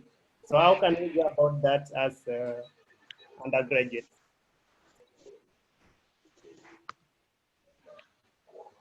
Dr. Mujomba, I know that is your area, communicative. Yeah. Okay, before I comment about that, Bana Nation, Yes, yes. Hello. Yes, I'm hearing you. I wanted to comment about Munaango. Yes. He made a very good presentation. And I wanted to say, you know, this is a fourth wave of innovation. Okay, there have been waves. And how will the young be able to take advantage of this? I want to tell them one thing that which has been taken for granted in the university is the aspect of communication. I'm afraid people take it as if it is just a very substitute thing. It's just a thing to add your degree. But here where it comes, because you have to see connections. Communication skills is the one that gives you the aspect of critical thought. It gives you the aspect of reading with 5+1 senses. What do I mean by 5+1 senses? It's reading patterns, organizations, inconsistencies, content analysis. How can you look at the world with the eyes that nobody else can see? And that's what really we teach in communication. Okay, people sometimes ask me, what do you really do in communication? You teach talking. I want to explain a little bit in the sense of, I really teach the software. Okay, like Munaango is doing the hardware. And this hardware is all over. There's a lot of opportunities, but if you cannot comprehend things, if you cannot be able to also bring out what is in your mind to connect with somebody else, which is really communication, you cannot also express what you have a big picture in your brain, but it only remains in your brain because you can't package that message to connect with another person. Because let's be honest, it's collaboration, it's coordinations, it's leveraging with each other. That is really going to be the thing now, especially that technology is there. So I just wanted to make it, to explain to especially the young, you are doing engineering, please look at communication. You are doing business, look at, okay, don't look at communication per se, be interdisciplinary, maybe that might be aspect. Why? The one who will make it is connecting the dots. In this world is connecting the dot. You see there is that dot, there is this dot, there is this one. How do I fit and connect those? Like the way I can say, Job has done a good job. Now, I think his magazine is going to be the in thing because we've gone technology. People who wants to touch a newspaper that is actually infected with COVID. So it's like Job, I don't know whether he really looked forward, but which is very good. Now, really, he can leverage that. He must have seen ahead. And it's connecting. I don't think Job was doing communication. And I'm trying to say this. Let's be more wider perspective. Let's actually have a panoramic view of stuff. On the other question about when they go for job interviews, I think I'll talk about packaging. And this packaging is a total process, which even when we take one semester unit in communication is not enough. Communication is like athletic skills. Let me put it this way. You have to practice the skills. You learn the skills, you have to practice them. It's about all the time you self-discover yourself, all the time you bring out that self-discovery. I want to give an example of tea bags. The more you actually react with the hot water, the more you actually bring out yourself, the better you become. We learn communication as if it is a unit to be put in a shelf. I always tell my students, it's a practical lesson. It's an everyday thing, such that, okay, you go to a work, you want to give, maybe say you want to experience, but do you know, even the way you present yourself is you package yourself. You've been in university, you might have had experience. In that, volunteering is experience. If you did a project with the professor, it's experience already. If you've actually gone in the community and done something, it's already experience. So it's just about packaging, really. And that's why I say communication should be your lifestyle, should be your second name. If you are Kevin Oluto, have Kevin Communication Oluto. If you are Job Mlango, have Job Communication Mlango. That is the in thing. And if we have to take this wave, the stuff with it, I think that's what I'll say, Nation.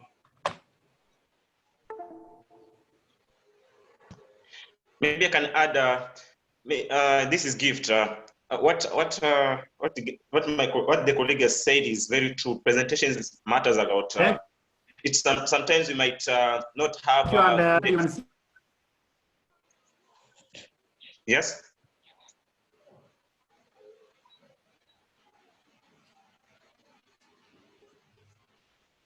What I was saying is communication, as the colleague said, that communication is very important, and the way you present yourself. Sometimes you might lack, for example, the papers, and or you might lack the experience, but the way you present yourself, it's very important. You must put yourself very bold, very confident, so that when you approach, for example, that employer, you are very confident about yourself, because sometimes they might not ask you about papers, because right now I understand a lot of companies, in fact, on ICT based, or even in NGOs, right now they're not focused on papers. What they focus is what the ability, what can you do, what can you change in this organization. Yeah. So if you can answer those simple questions, what you can do or what you can change, then you might stand up opportunity to get that job or that internship opportunity, even without your papers. So it's sort of how you present yourself. What talent do you have? What skills can you do? Practical skills. That's what matters a lot. So people are moving. Most of the companies are moving from theory side, that is in terms of paper, to more practical. What can you do in these companies? That's what I can add.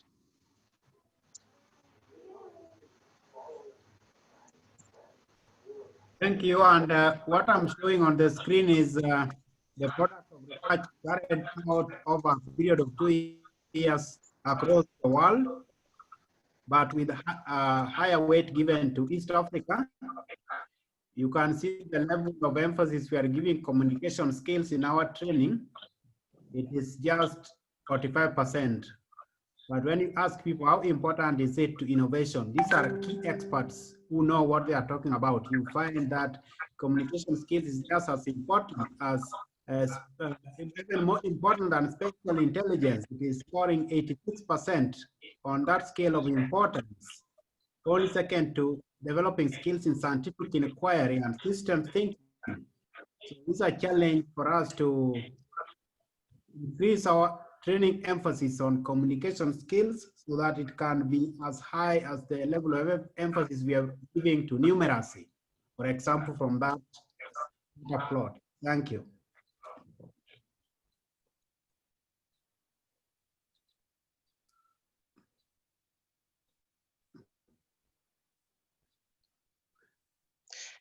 So maybe to add, it's also just be, I can give an example, just be a salesperson wherever you are to approach any opportunity. You might meet, for example, hawkers outside there.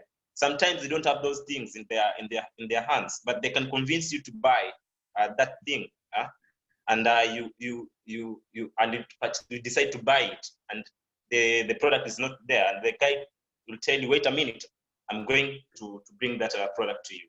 So everywhere, be a salesperson. Try to have that communication, strong communication skills. Try to be confident about yourself.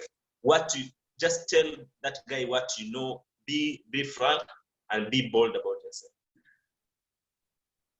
Great. So it is all about marketing your skills, because you have to be visible. Visibility is one of the key areas you must enhance so that you can be engaged internationally.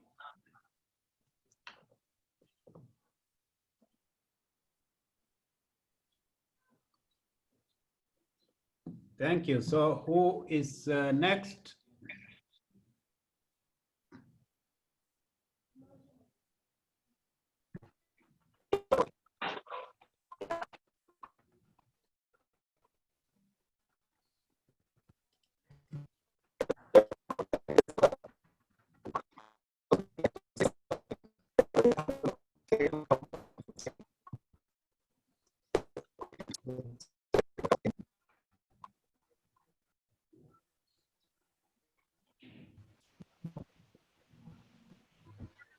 Otieno, Elijah, you want to say something? No. Okay. Thank you very much for giving me your answer. I really appreciate Mr. Gift. Thank you very much.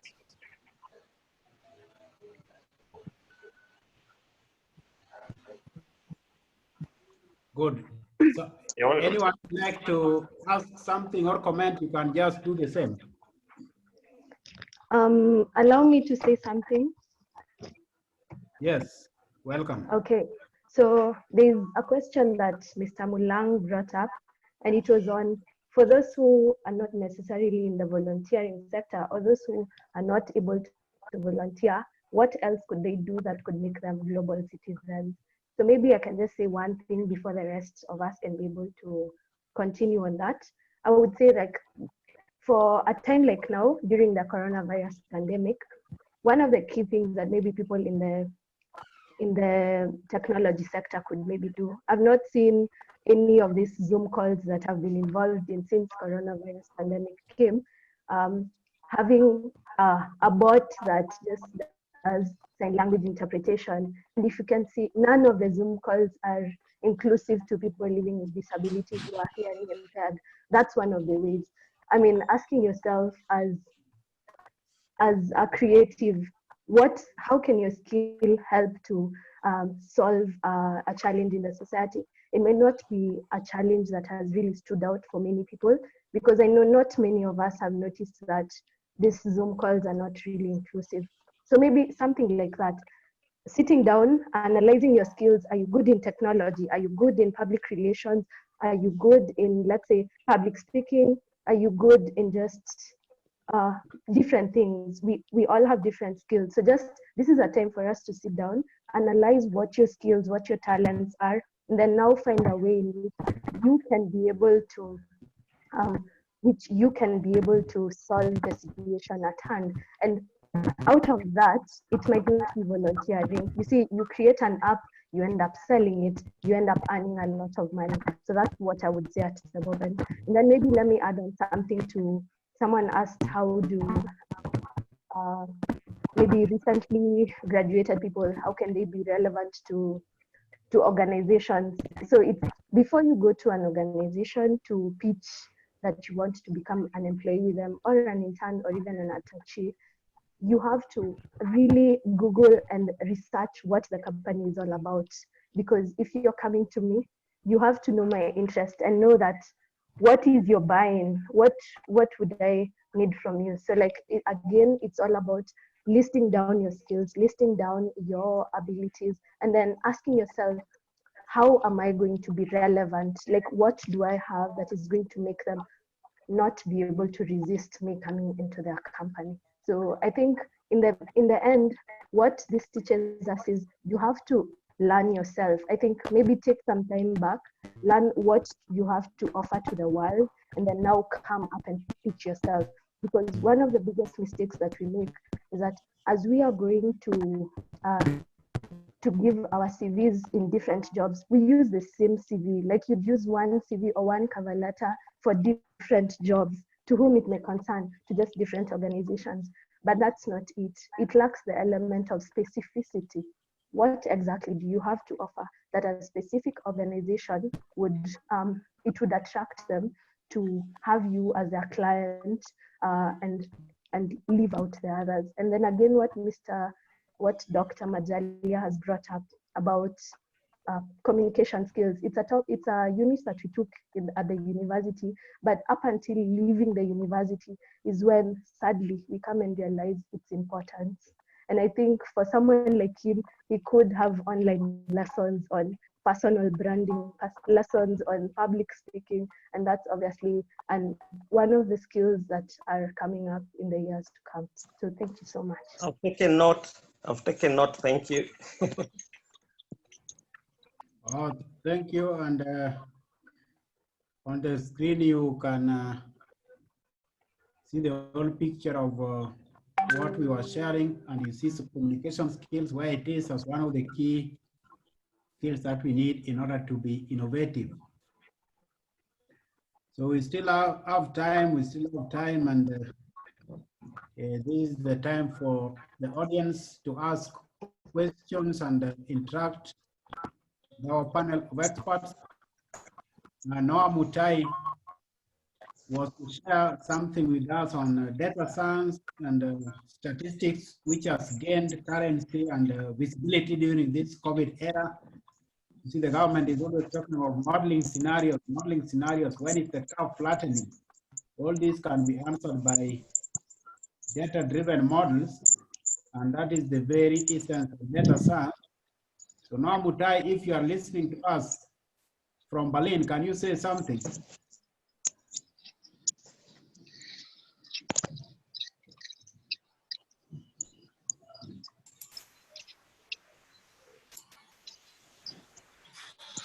Okay.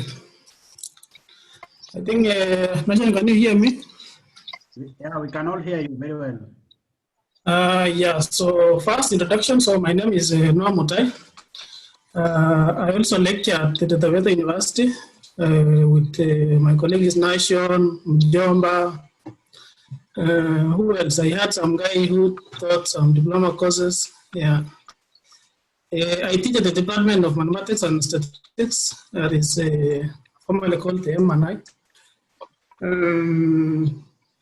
I did a PhD in Mathematics and Computer Science. I did a Master's in Applied Statistics.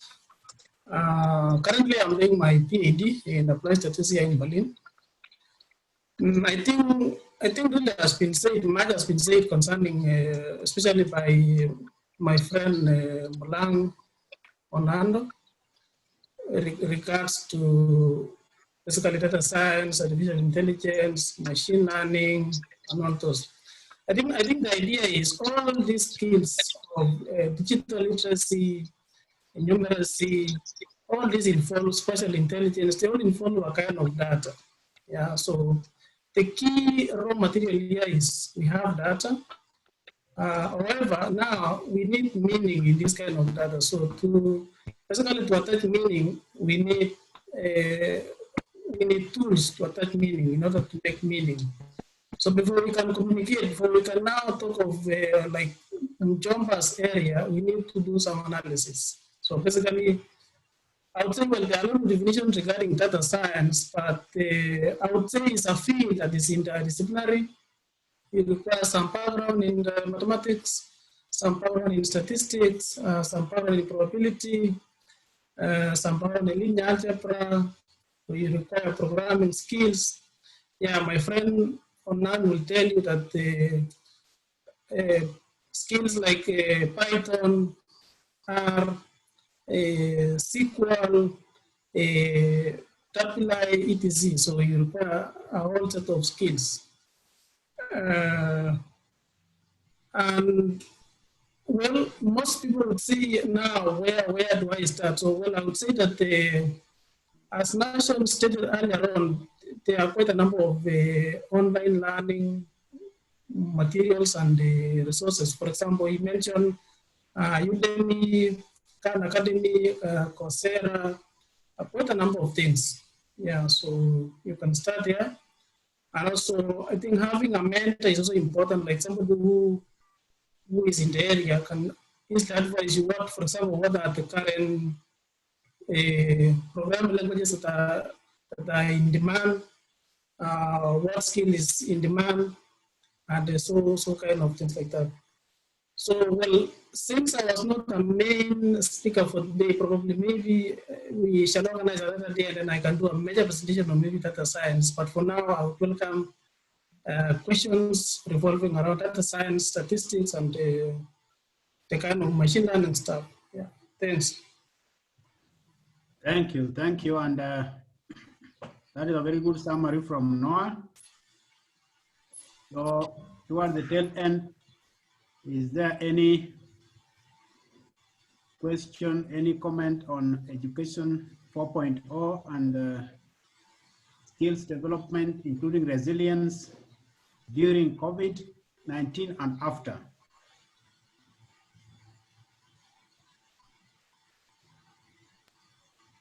Maybe what I can add, Nation, is also for the students who are here in this webinar, or for anybody, for example, but mostly to be for students.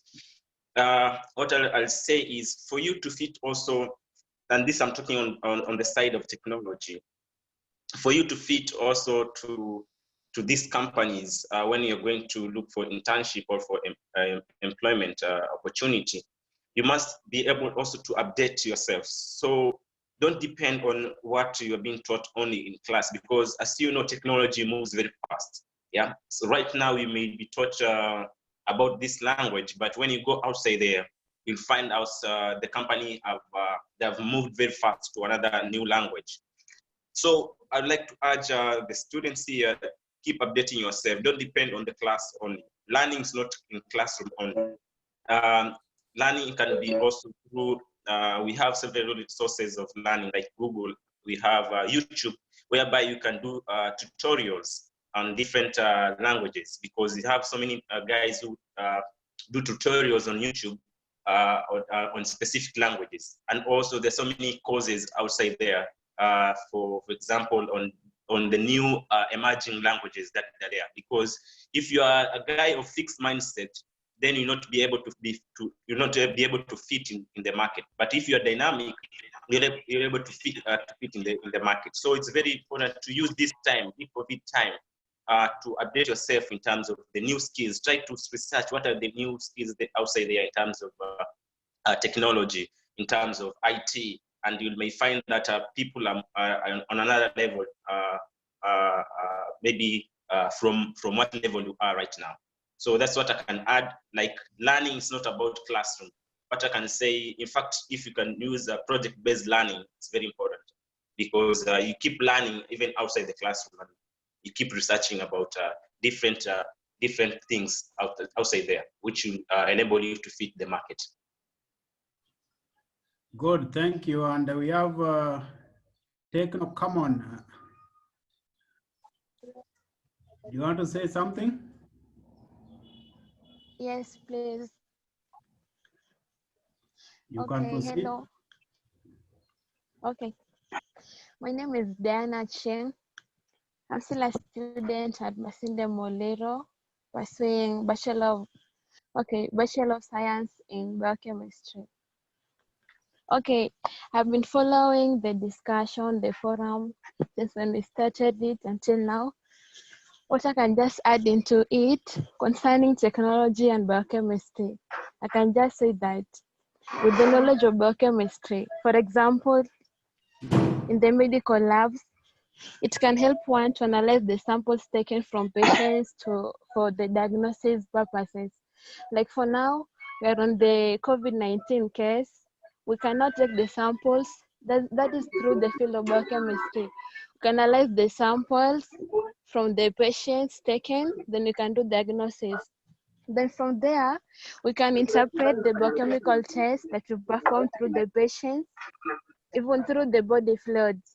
Okay, like in the case of COVID-19 now, during the analysis, how they do to the patients, we can perform that one through the biochemistry medical point of view.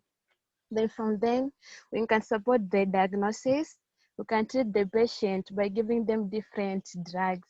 Like now we are doing the hydroxychloroquine, mostly done to the patients having the disease.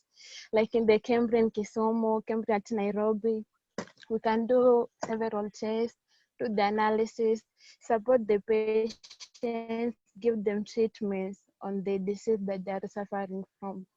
I think from there, because we know that, okay, on the COVID-19 case, it has got different impacts, especially on the children. Now that everybody is at home, schools are very close. We can impact few on them. They can be worried. They can have anxiety.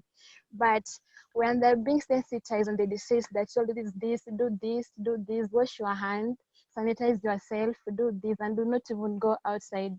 They can observe the rules and maintain it. And by doing so, they'll be protecting themselves and even standing at very low chances of getting the diseases. Thank you. Oh, thank you, thank you. Any other? Elijah Otieno has been quiet for too long, but he has the best internet connection. Not really. What can you say? I'm getting you very clearly. I'm getting you well. I'm really enjoying. I'm really getting new ideas from you people. Thank you.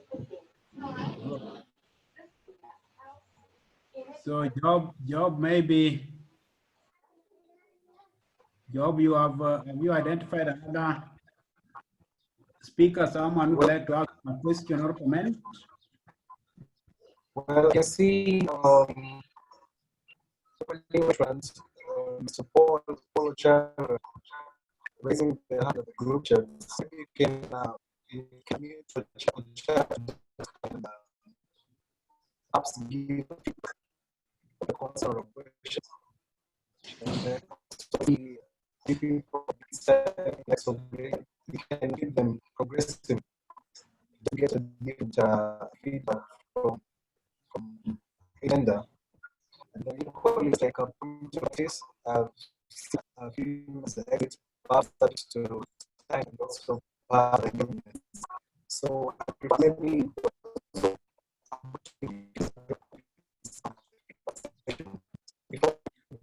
No, we cannot hear you when you are cutting.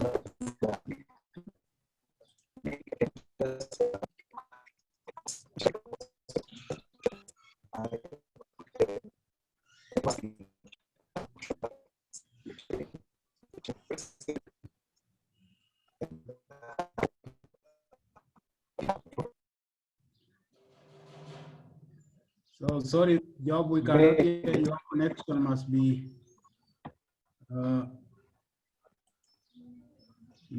weak. We cannot hear you.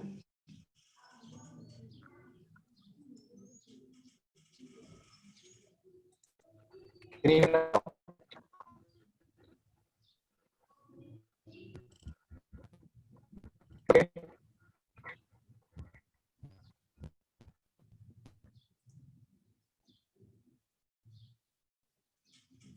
Well, there must be a problem with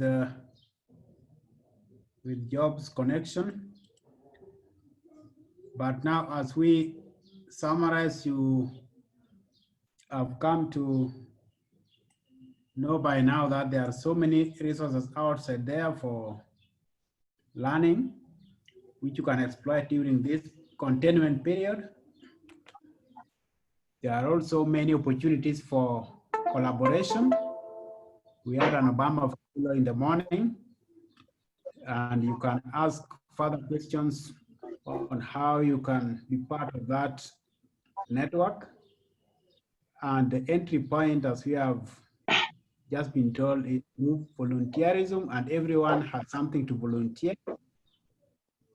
You also need to be digitally aware, beyond digital literacy, go beyond that to include digital fluency, and be a digital global citizen, as it were. Just said that 2/3 of the learners in primary school today don't have their jobs cut out for them yet. We don't know the kind of jobs they will be doing when they will have graduated from college. And this means that there is a very fast pace of change in the world, and new job assignments, new job descriptions are arising. And if you have any change resistance, then it is high time you revised your attitude, because as it has been said, change is the only constant. And for every, it has also been shown that for every 2 jobs that are lost because of automation, 3 new jobs are created. So automation is here not as a force that will, or a wave that will deny you of the opportunity to be engaged, but creating even more opportunities. But you need to be upgrading yourself, continuing professional development, and sharpening your skills. The advantage of the digital information superhighway. So the wisdom is in selecting what is proper for you and digging deeper in order to refine your skills so that you can say you are known for something, you are competitive in one area, and you can be hired to do something for good compensation in that area. So that's the challenge we have as youth today, and it is a worthy challenge. You are up to the task. Just remember the 4 Ds: diligence, dignity, discipline, and determination. Thank you. So, Job, I know you can hear me, but if your connection is better now, you can tell us if you can tell us, Job, you can tell us, let us know if your fellow moderator, Adija, is online and if she has something to say as we wind up. Can you hear me now?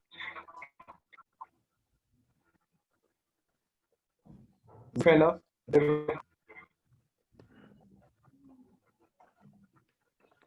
Hello? Hello? You can just proceed. You can proceed.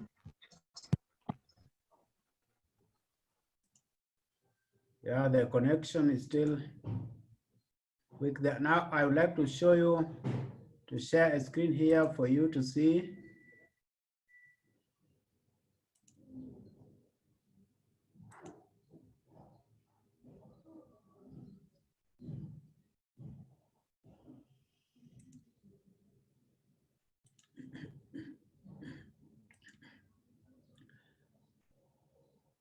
So this engagement was brought to you by Impact Borderless Digital, which is a youth mentorship program. And the website is impactborderlessdigital.com. We'll be displaying more of our engagements and activities in the calendar here. If you go to this website, you'll also be able to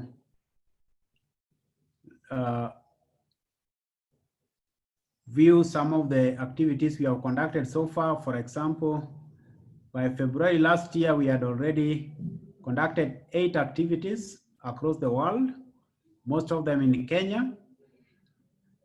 Here on Talanta Talks Part A and Part B, you'll be able to view a recording of one of the training sessions, especially if you want to improve your CV and if you want to be confident before an interview panel. You'll also be able to click on champions. Part B. You are born a champion, but it's So only we through urge you guidance to go and visit that website. There are also resources you can download for further learning, which will equip you with and you the must key be skills you need to be selfless, relevant. not selfish. Self-driven, not self. So that is directly from the website. You can go to that I link. don't know if any of you can guess what is the place that is being shown on the screen.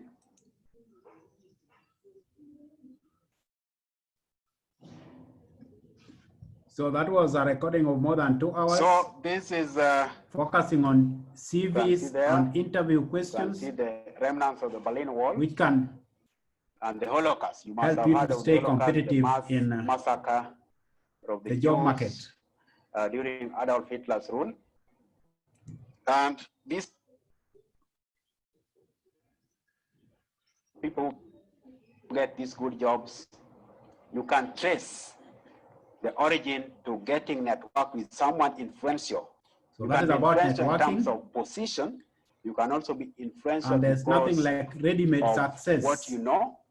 So that's why we say you have to work hard on yourself and look for opportunities of engagement, including For example, out of volunteering. this exposure, I'll also share with you some details about scholarship sources. So what is the youth agenda and why are we so passionate for youth development agenda in this era? So those are some of the resources you can download, you can view from there. We also have downloads, the download section. So if you visit this website,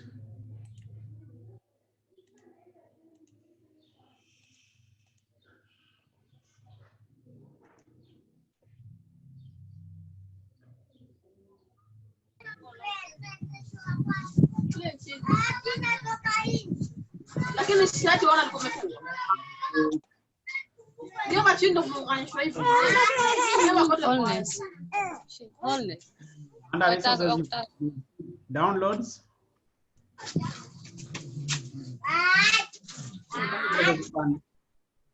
Download to read. We also have Peter's diary. The recorded sessions, including what I've just shown. We'll also post what we have recorded here. So if later on you'd like to get access to what we discussed today, just come to Impact Borderless Digital, then go to resources. Under Reader's Diary, you'll get the resources uploaded there for viewing. And bring us forum. Comments or questions before we can call it a day. I think John also joined us.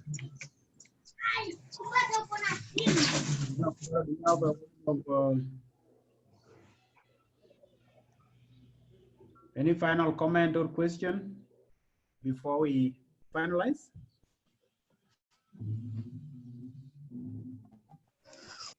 When is the next session? We'll organize to have another one.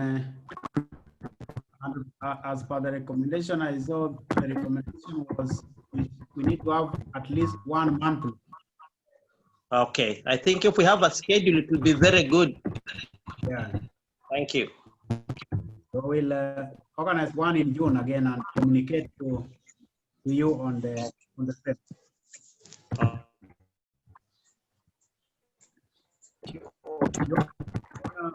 Hello.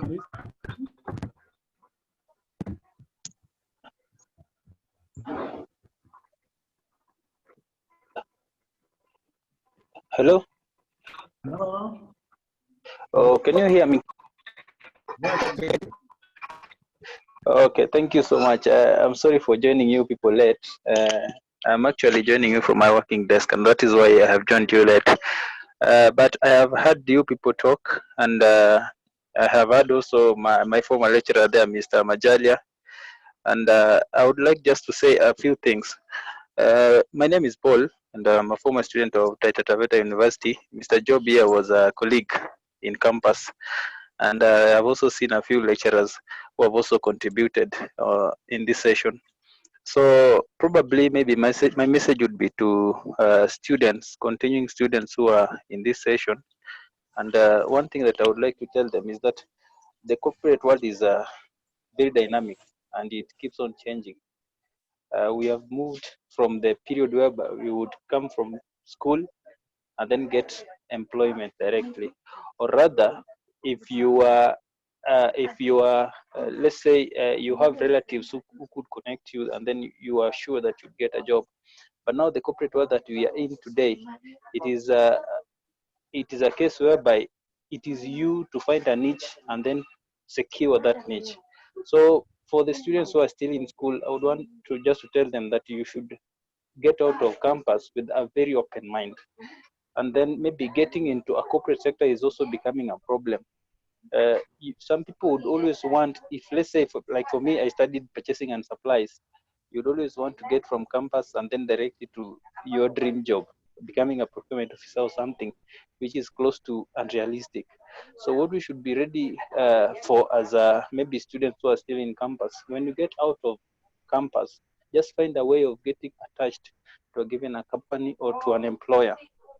Ways of doing this is through maybe one of them you can choose to volunteer, or rather an internship, something of the sort. The moment you get attached and then you learn, what matters is the experience that you get. So when you're there, you get the experience and you get the exposure, you get to network with more people who can connect you to another job. So for the finalists, or rather the continuing students who are still in campus, as you prepare maybe to advance to the corporate world, you should advance with an open mind and be ready for everything that comes. Another thing that I want to say is that the education system that we underwent in campus, like for me, you see, I studied purchasing, that is business. But then when you get outside the world, you never know the assignment that you are going to be assigned to. Like for me, I have been forced to do some analysis when I get out of campus without any knowledge in Excel. I knew just the basics, but I have made use of the YouTube tutorials, and I think I have learned a lot. Also, for the people who are doing that, I've been able to associate with them and in the process get to learn. So what I would want to say, what matters all here is having an open mind and being ready to learn. That is number one. Number two, as a student, you must be future oriented. What are you aiming for tomorrow, not just today? That is another thing. And then the last thing is to always take whatever comes first after campus. Otherwise, I think this has been a very fruitful discussion, and I've had very serious submissions from a few of you. Don't worry, I'm at work, and that is my colleague. Otherwise, for the host and everybody who has participated, that was recommendable. Thank you so much.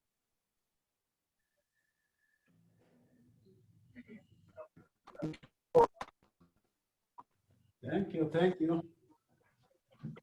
I see we still have 18 participants on board. So Job, can you advise on the way forward? Given that we have 18 participants on board, and we have we are not limited here on this platform. We can extend as long as there have some contributions to make, or questions to ask, and to benefit from our experts here, like Dr. Majalia. We have Mutai. We have Rubani. I asked Rubani if he's a pilot. Industry is affected by this disruption. What is Rubani saying about the industry? And is there any way through which we can mitigate the impact on the aviation industry through education 4.0? Trouble. Yeah. Coated paper nilishaituma. Ni kama ijakuja.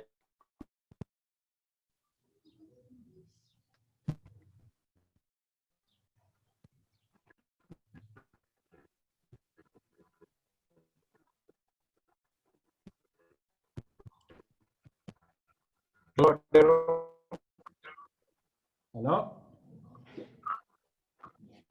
I think more or less around, and maybe just like you highlighted, we can look forward to sessions. Usually the sector very topics of interest and in depth. And just to say thank you for leading this team, leading the whole organization, and I think I can certainly say it has been beneficial to virtually everyone attending. And the backgrounds, professional background, each and every past.